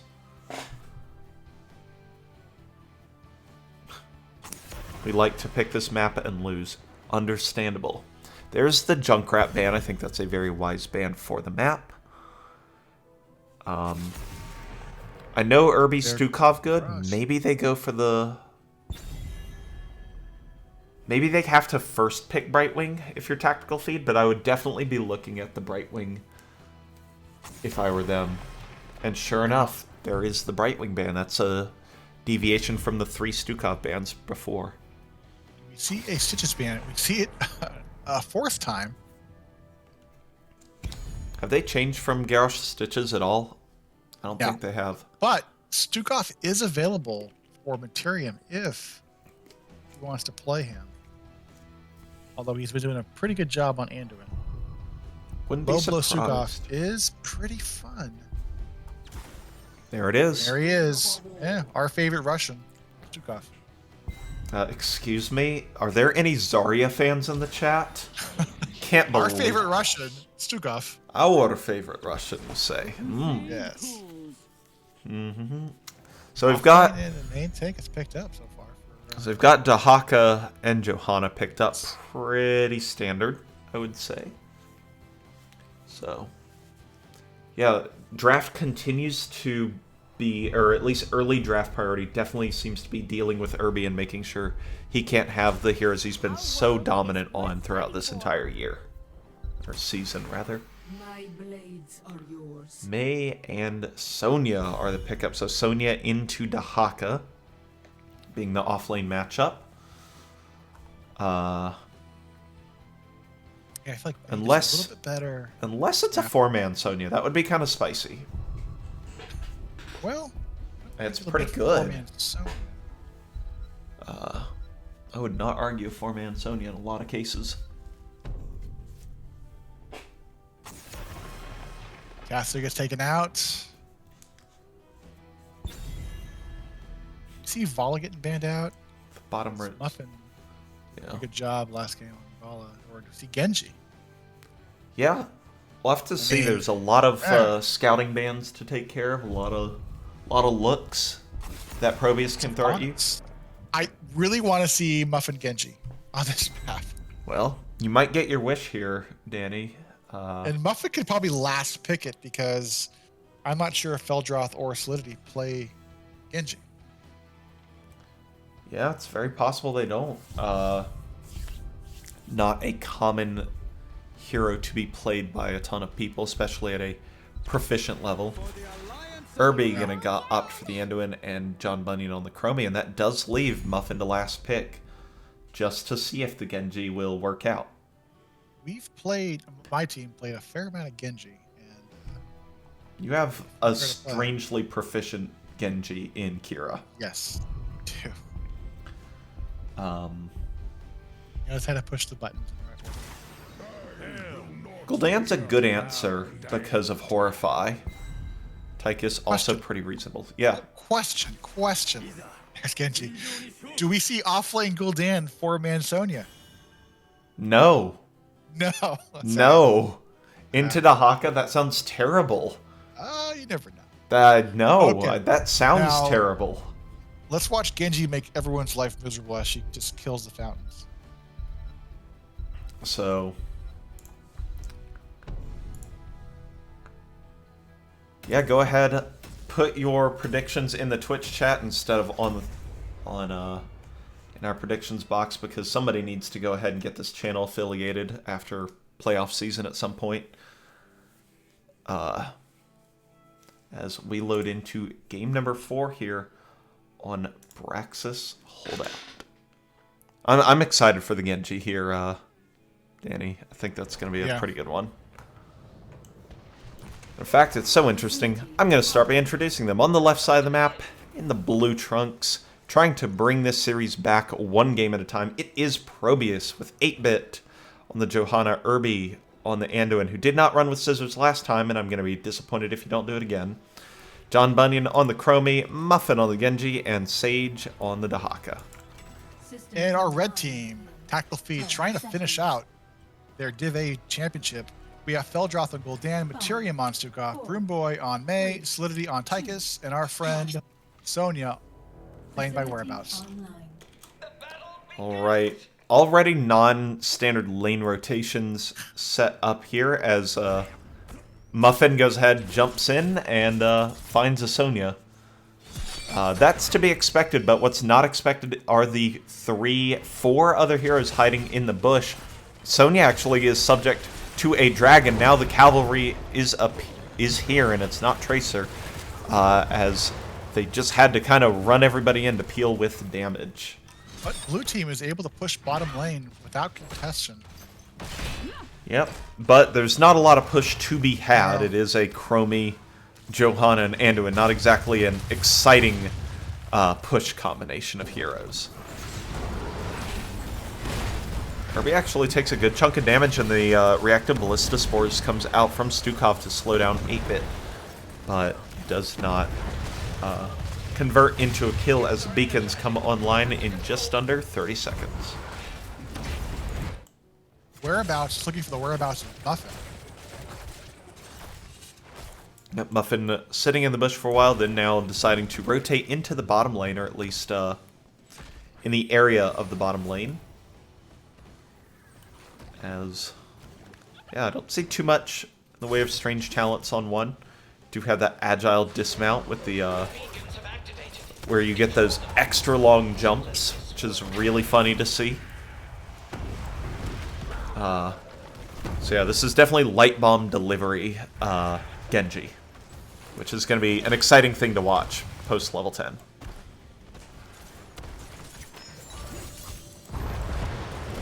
Hellbat camps taken by ProBUs, countered with the Goliath camps being taken by Tactical Feed. There is no invasion or anything going to occur, but with double beacon control, ProBUs going to start channeling this objective, and Sage just unburrows in time to continue the control in the top lane. Fight breaking out in the bottom, though.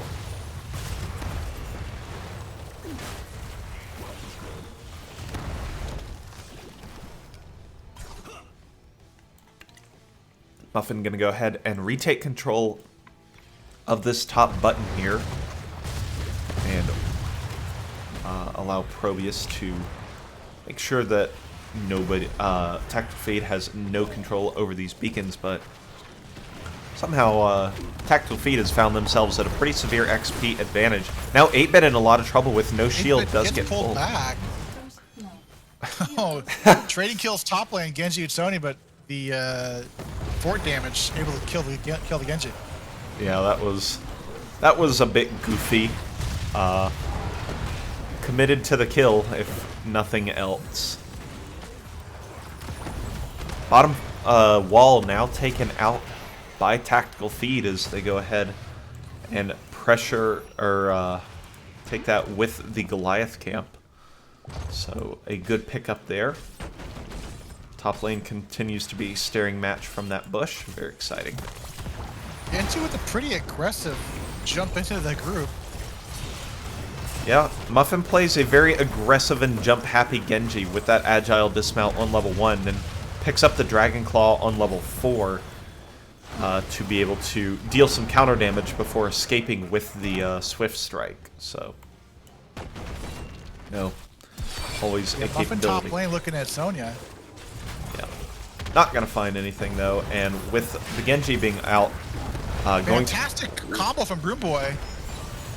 Yeah, that was unfortunately too far underneath the enemy fort to make anything happen, but Broomboy with a nice two-person stun into Materium's Lurking Arm, you know, giving a lot of capability to some severe damage.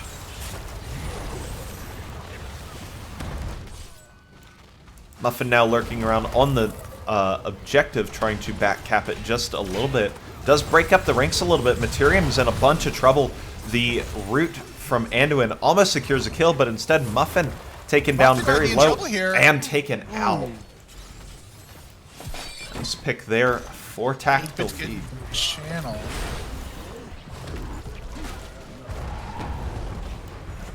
Forced to pop the Iron Skin as they as Stukov landed a weighted pustule and could have reduced movement speed to very, very low.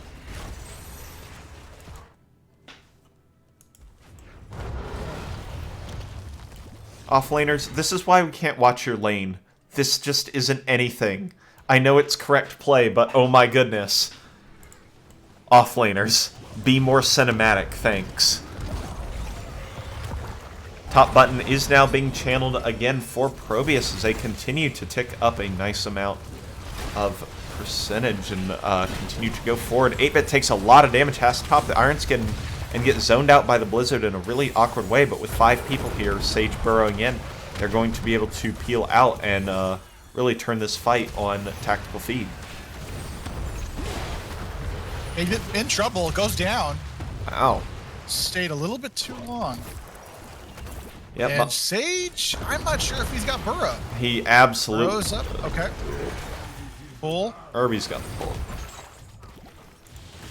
So that'll be enough to get Sage out of there, but Sage does not have the Brush Stalker for another 35 seconds, so it's going to be a long time before he's able to do any kind of rotational plays as Tactical Feed continue to push down this bottom fort, and this is the lane their Zerg spawn in. If they happen to get the objective, they're going to already have the fort essentially dead here in the bottom lane, and that's a big advantage they're going to have. And they have the channel. Yeah. Not going to channel for too long as Sage returns to the top lane and interrupts it, but nonetheless grabs a bunch of percentage there. And Beldroth and friends are going to start their hard camp, bottom lane. Yeah. They're going to be able to, even if they don't get any more, that bottom lane will have to be addressed by probably Sage when the Zerg spawn. Channel's going to click over for ProBUs. Should secure the objective. Yeah, but will it cost them anything? Level 10s are here for Tactical Feed. 8-bit going to stand on the button for a long time and is able to pull, request the pull from Irby and does go ahead and escape, so nice job there. 100% Zerg wave in the top lane for ProBUs and only a small little wave down here for Tactical Feed.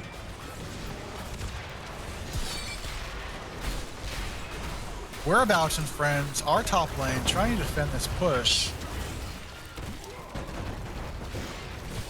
And they're going to do a pretty good job about it. Yeah, without any kill pressure from the rotation of ProBUs because they are pushed pretty far back, there's really not a whole lot stopping them from just walking into the Zerg wave and sustaining through it and winning. So only a front wall taken out. And that's here's a fun talent. May went Avalanche. May went Avalanche at 10.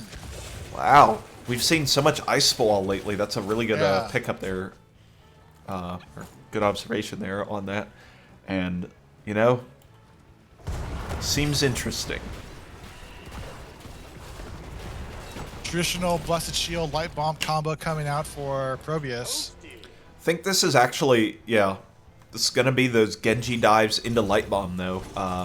Is it Genji? Okay. Oh yeah, I think ProBUs has run this, or at least I've seen them run this, where they just jump the Genji in with the Agile Dismount, with a Light Bomb on them, and then you still have the Swift Strike for damage or for escaping, should it go wrong. So it's a really cool combo that hopefully we'll get to see at least a little bit this game.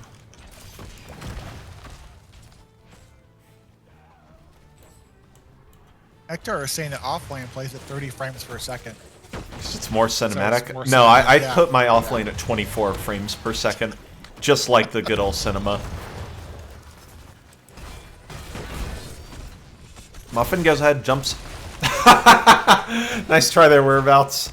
Like the effort, but Leap fails to connect.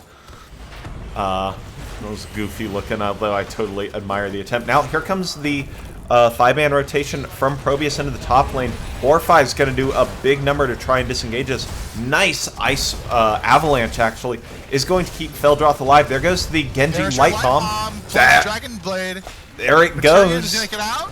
No. Oh, There we go. Oh, Broom Boy's going to be taken out. There's no way he escapes this in any universe. He almost made it out. And that's 2 kills to the rotation of ProBUs. And,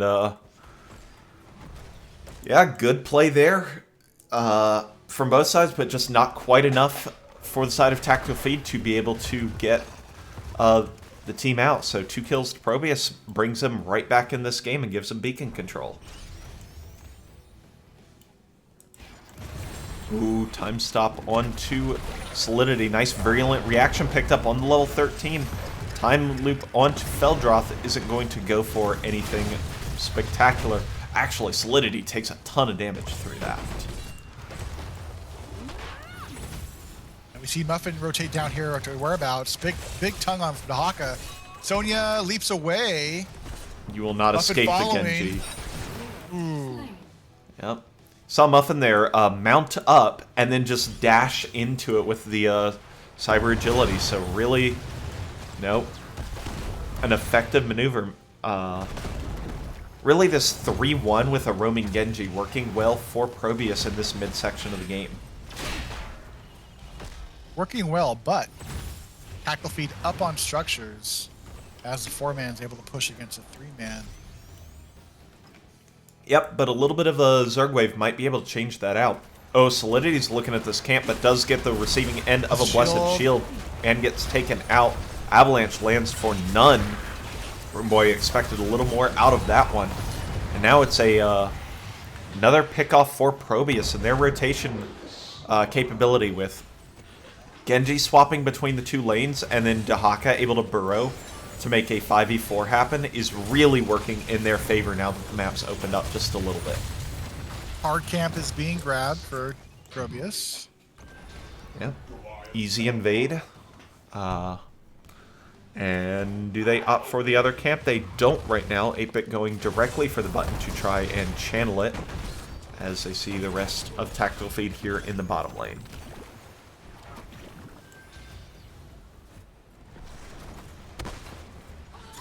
Oh my goodness. I don't know how that didn't hit. Frames apart.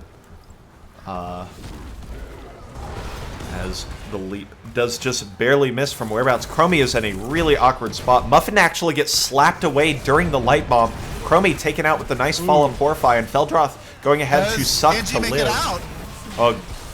Gul'dan sure doesn't make it out. Does Tactical Feed make it out? It's unclear. Genji does goes not. Down. 2 for 1 so far. That is one question answered that Danny has posed that will not.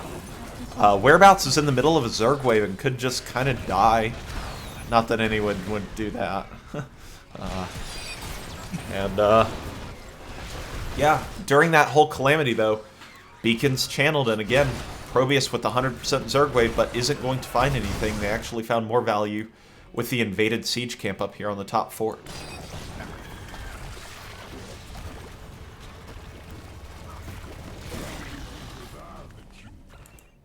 Zerg threat eliminated. Oh, thank goodness. We live another day.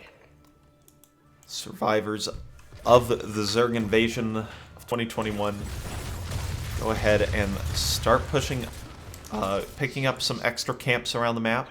Both teams fairly similarly poised to pick up level 16. Muffin was stunned at the end of the Swift Strike. That's pretty crazy. Ooh, jigs up, news is out. Muffin's engaging and then disengages. Now Time Trap gonna land Stop. onto Broom Boy just for a little bit of poke. Actually, here Shield, goes. Light bomb. Lands mainly onto the 2 frontliners though, and nobody gets taken out. That's a significant ult investment that ProBUs has made right before their level 16s. That's a big one. May gets absolutely wrecked by the multiple ults, but actually is going to go ahead and make it out. Muffin pops the Dragon Blade. That's a 100-second cooldown and isn't going to be able to be used anytime soon. So ProBUs invested 5 ults into that. Tactical Feed 4 and no kills to be found. Materium doing a great job flailing, swiping the light bomb away. It's done that twice so far to negate the light bomb combo. Oh my god, Materium. Fantastic silence. Stop the drag. Yeah, Broom Boy did not have the Cryo Freeze available. That was a dead May in many scenarios, so really good interrupt there from Materium. We do see a 4v5 here, bottom lane. Yeah, Sonya out clearing the top lane as it had that Bruiser camp picked up into it. Now here comes the The combination, good. Again, flailing swipe. That's doing work, and now It's 8. in there. Yeah, he got stuck back there. He was unstoppable, I think, through that whole thing. And that means that the flailing swipe didn't knock him away, and he grabbed tower aggro and got obliterated by it. It's gonna be. They need to make a change here, and the change is light bomb goes onto Johanna. It's got to be with the something, D-trade. or these engages need to be less telegraphed and more directly onto the backside of Stukov. Genji's going to get leapt upon and horrified, and that's a quick death. Whereabouts finally landing that leap. 1 out of 3 is still good. Might be a boss call. Sure looks like it. This channel's quickly going to 100% with a boss pushing. Yep. These This will be looks an like awful trouble. Yeah, it's definitely a problem for ProBUs, who cannot lose this game, and I think, thankfully for them, boss pushes top, Zerg pushes bottom, so it won't be the combined power in one lane. Nope, but it definitely will put some pressure onto. Now, when's the ProBUs last to time defend you this. saw a landed Viking kill an Ultralisk? That's pretty sick. Alright, now that top lane's cleared up, whereabouts? Rotating down into the bottom lane to try and make this the victory push for Tactical Feed. They want to make it happen right here. And all of the R's are available for both teams. Yep, Odin already being used early in this, about a quarter duration remaining, so it isn't going to be around for too long should a team fight break out. There goes the ults, and this time Stukov does not get the swipe. The leap lands onto the Genji, though. Dragon Blade doing a lot of damage, but the Horrify keeps the Genji away. Materium, though, looped into a very rough position. 8-bit, 8-bit, 8-bit, 8-bit, 8-bit, 8-bit. Focus down, taken out. Muffin taken out by the Guardian as well. Irby taken out. 3 kills for Tactical Feed, and Danny, I think they've done it. I think we've got a Division A champion here. I think we do. Guardians and the 5 remaining members of Tactical Feed push onto the core. And with the core falling here on Braxis Holdout, Tactical Feed are your Division A Season 12 champions. GG.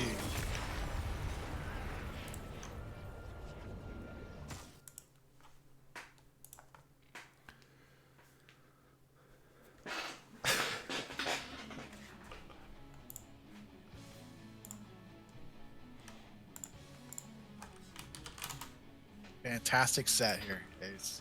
Yeah, I mean, I've seen ProBUs rip teams apart with that Genji Light Bomb combo. It has happened, but oh my goodness, I cannot give enough props to Materium that game for the amount of swipes and the amount of saves that were made to deny the Genji kills. The Feldroth Fears secured a couple kills. 2 or 3, yeah. Yeah, you know, split the team. It got Genji top lane with the Fear combo. Yeah, I think if there was going to be an MVP of that match, definitely had to be Materium, with just getting rid of the light bombs. But Feldroth put in some work with those tactical fears, not from Tactical Feed. Yep, that was that was really solid. That was a really, really solid counter-engage comp that was drafted there. Both Tychus and Gul'dan had good capabilities of just, you know, handling the Genji and not just crumbling to a Dragon Blade combo. Everybody, really no tiny 0 health squishy characters on the side of Tactical Feed, and with the small margins they were living on, that was a big difference. Nope. I think the better team today won, obviously. Game 1 and Game 2 were pretty rough for Tactical Feed, but they were able to pull out wins at the end. Yep. All right, we've got at least some of the people from Tactical Feed. We've got all the people from Tactical Feed in lobby too, so let's go ahead and join them up. Yo. Hello. All right, congratulations on your Div A winning 3-1 victory. Thank you very much. Thank you. So, yeah, really well done through that set. That was a lot of fun to watch. You know, there were a lot of good comebacks. There were some really strong points in games for both teams, but in the end, y'all were able to make a lot of the late game team fights work out in your favor, and you took it was a close series and won it pretty convincingly, 3-1. So really well done. Thanks, Yeah. we appreciate it. That was intense. I know the whole team is shook a little bit. We're super hyped up. ProBUs was a team that we lost to the first game of the season, and we kind of penciled them in for the finals, and we thought our ceiling was right there, alongside them. So I know we're all super pumped about how we played. And just preemptive shout out to them for making us stress out over here. Yeah, that was scary. I was shaking. Yeah, really strong for sure. I feel like that first game was interesting because I feel like we played them and we felt like they were super good, but we still didn't really know because we were a new team, like where we were at. So I think like that first game, like we lost and we were like, all right, well, we feel like we're strong, but we're not certain because these guys were really strong. So I think there was a little bit of us being like, okay, is Div A just going to be like a huge step up? So I think it was interesting as the season went on, we kind of realized that it shook out where we were kind of there with them as it went on, Yeah. What was your schedule? Did you play them in week 1? Yeah. Oh, wow. They're So our first set. bookended that season. Yeah. Our first game as a team, yeah, absolutely. Yeah. Yeah, like That's 2 pretty wild. weeks. That's pretty wild. Yeah, it was nuts. Yeah, Division A was really fantastic this entire season. I think the parity that existed in Division A was really, really fantastic. Lots of teams took games off of, like, individual games, lots of 2-1 sets. I'd be curious to see if any division had more 2-1 sets than we had this season. Or just you guys had on your team. Hey! Wow. Shots fired. Oh no! Shots Don't- fired. You guys said it yourself. those You guys wounds said, were like, closing, my dude. That hurt. So what? We got the mathematically worst result for the map wins that we had. We What? felt for you guys. You guys Man, played really that was strong. really mean, man. You should have said that. Really. Yeah. God, wow. So this interview's over now. I'm just gonna go. Wow, I'm gonna go drink and hope that I can recover mentally. Yeah. Speaking of recover mentally, that game number 1, y'all were getting pummeled pretty cleanly from levels 1 to 20. Yeah. And you didn't have a player advantage until you picked off 8-bit for, I think, your like 4th kill of the game total. Everything else was counter kills. How was it sticking through that game? Well, You want to take that? Yeah. Yeah, we kind of understood where our win conditions were that game, and we just continually were not able to line it up because they were doing a great job of just playing either really flighty and, kind of baiting out engages and then repositioning, or being really aggressive on the right people and, channeling their, doing their abilities in the right order. So we understood that we could get them in a tight space. We kind of knew that the salvation could get a lot of value, and we were just kind of the whole game kind of slow bleeding, waiting, and being really patient for that moment where we could, get our abilities in the right order, get those kills, and then maximize on it. So we finally got that moment as they went a little bit too far on the kill chase. We picked the Hogger, we picked the Muradin, we picked the Vala, and then we just had been able to maintain enough pressure all game to let that be our win condition. So I honestly, big shout out to our entire team for being as patient as we needed to be game 1. Yeah, whereabouts had Big hallmark. Go ahead. You. I feel like that's a big hallmark of our team. We've always been really patient all season. Like, we know not to, like, just safe soak, be smart, and then, like, know when we have our opportunities, basically. So, like, we never really tilt, right? So. Yeah, whereabouts had 2 pretty critical tongues, but none more than the last one that forced 8-bit to pop literally every button on his keyboard, and then everybody else dove in to try and help, and y'all ended up just, when 8-bit jumped over the wall to safety, y'all were able to turn the fight onto Hogger and Vala and convert that into a game-winning team fight. Totally. So, well done there. So that was a big comeback, and then you go to Sky Temple, and I'm pretty sure at the end of the season, Sky Temple will be the least played map. I'm not certain on it, but I have just seen no Sky Temple all year. Why Sky Temple? Because you haven't seen any of it all That's what year. you just said, yeah. Okay, just making sure. So, y'all had the plan and the scrims and the practice and all that.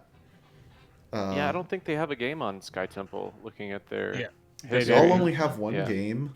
We practiced it a lot in scrim. We Well, had how- one more in our last semifinal. Yeah, we played it in our last match.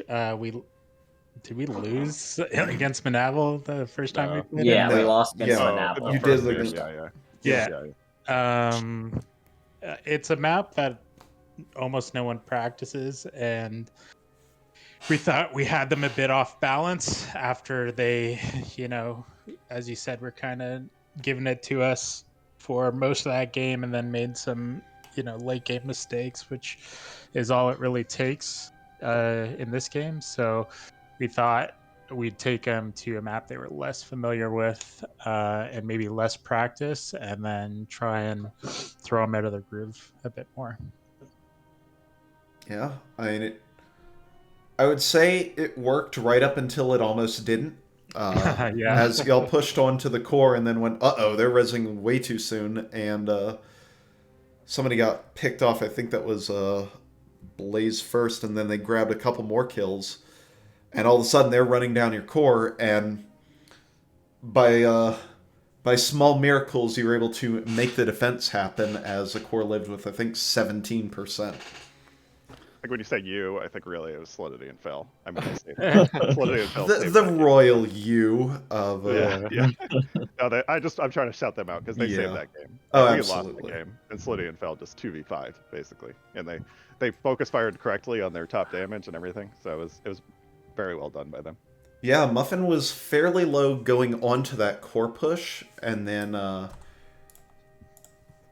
I think Gul'dan landed a nice corruption, which prevented a lot of the big heals from coming through, which allowed Lunara about 10 seconds later to go ahead and just finish off the Sylvanas there, and then Greymane was able to be followed up shortly after, and that just kind of took the teeth out of their core push. So Yeah, we kept having using Horrify on cooldown basically, and we're able to get picks with it consistently. They almost killed me on the core push, and then Horrify came up just in time. I got that off, was able to heal. Lunar was able to do enough damage before they were able to end. So it was definitely a nail biter. I think we were they weren't able to put enough threat during that final core push on us and focus the core. So with their attention split, it was just enough for us to be able to hold on skin of our teeth style. yeah, I mean, that's, you kind of do what you got to do on making the core pushes happen, and worked out for y'all, as in then you were able to march down and win that game. So yeah, you go up 2-0, and then you get onto Dragonshire for game number 3. And out of the gate, ProBUs put up probably their most comfy comp of the night. They got the Junkrat, they got the Brightwing. Muffin gets to go run around on Vala. I felt, things felt a little different. It didn't feel like the Tomb game, where, the teams were, even though it got later and ProBUs had an advantage, it kind of felt like there was always the capability of turning the fight, and things were too close for ProBUs, and they kept getting away with stuff. And it definitely didn't feel like that on Dragonshire as the game progressed, as they continued to get stronger as the game went on. Yeah, I think we made some early poor macro decisions, and to their credit, they just kind of slowly bled us out, and there's some standout plays by Irby on Brightwing that were just insane, where we would hit perfect light bomb, burrow charge, and pails, and he would time it perfectly. Yep. Yeah, He's nuts. Irby, Like one half of our- my favorite players in the entire league because he is just one of the nicest humans on planet Earth, and also Good at happens everything. to also be good. Like, how is that even fair? Yeah, his Brightwing was a huge problem on that map. Like a huge Totally. problem. This is Like, we Ace had recruiting no for answer. next season, by the way. This is I've said this Irby for secretly- I've said this for the last 4 seasons. Let it be Oh. known. Oh, so it's an old refrain. It is. It is. You really want to get on his team that badly? It's 5 seasons. Well, that means I'm bailing on Ektar though, and that's a tough one. I mean, I that's already true. had to do that once today, and that's because his ISP bailed on him, Oh, and hurts me on the inside. Appreciate Danny for stepping up. I'm a poor man's Ektar, apparently. Feel pretty good. So yeah, so you're down. You finally get to take first pick for the first time in the series, and we saw the draft strategy switch to ban out the 100% picked Brightwing that Irby had, and then we're able to finally pick the Stukov that Irby had been banned, or Irby had banned against him for the entire series. So being able to take that healer priority definitely seemed to help y'all. Was Genji on your radar in anywhere in that draft? I don't think we were expecting it in the draft. We definitely have seen them play it there before, so I think we were happy with what we drafted when we saw the Genji, even though they had a lot of things to pair with it really nicely. The Light Bomb Genji's strong, and it's Stukov's not the best healer against him, but yeah, I wouldn't say it was something we were thinking about, but it was like in our pre-game scouting. I think we were more worried about the lack of cleanse, right? Yeah. So didn't we ban Sylvanas? Because we were really worried about Muffin Sylvanas with his MC lands all the time, because I didn't have any cleanse for that. Yeah. Yeah, very, very reasonable. But and I have to give props to Materium for the ridiculous number of slaps from Stukov that kept the Genji, excuse me, from diving in during the Light Bomb Swift Strike or Light Bomb Agile Dismounts. Yeah. That was Glad you I brought was it up. saying. Because I definitely didn't bring it up, so I'm glad you did. You know, I didn't talk about it at all. So We were all planning on bringing it up, surely. That No, was- I told him plays. as the core felt that was probably the best game I've ever seen him play, because he saved our ass like so many times, and we didn't really have an answer for it outside of that. So that was just kind of standout play by him, and that probably won us the game.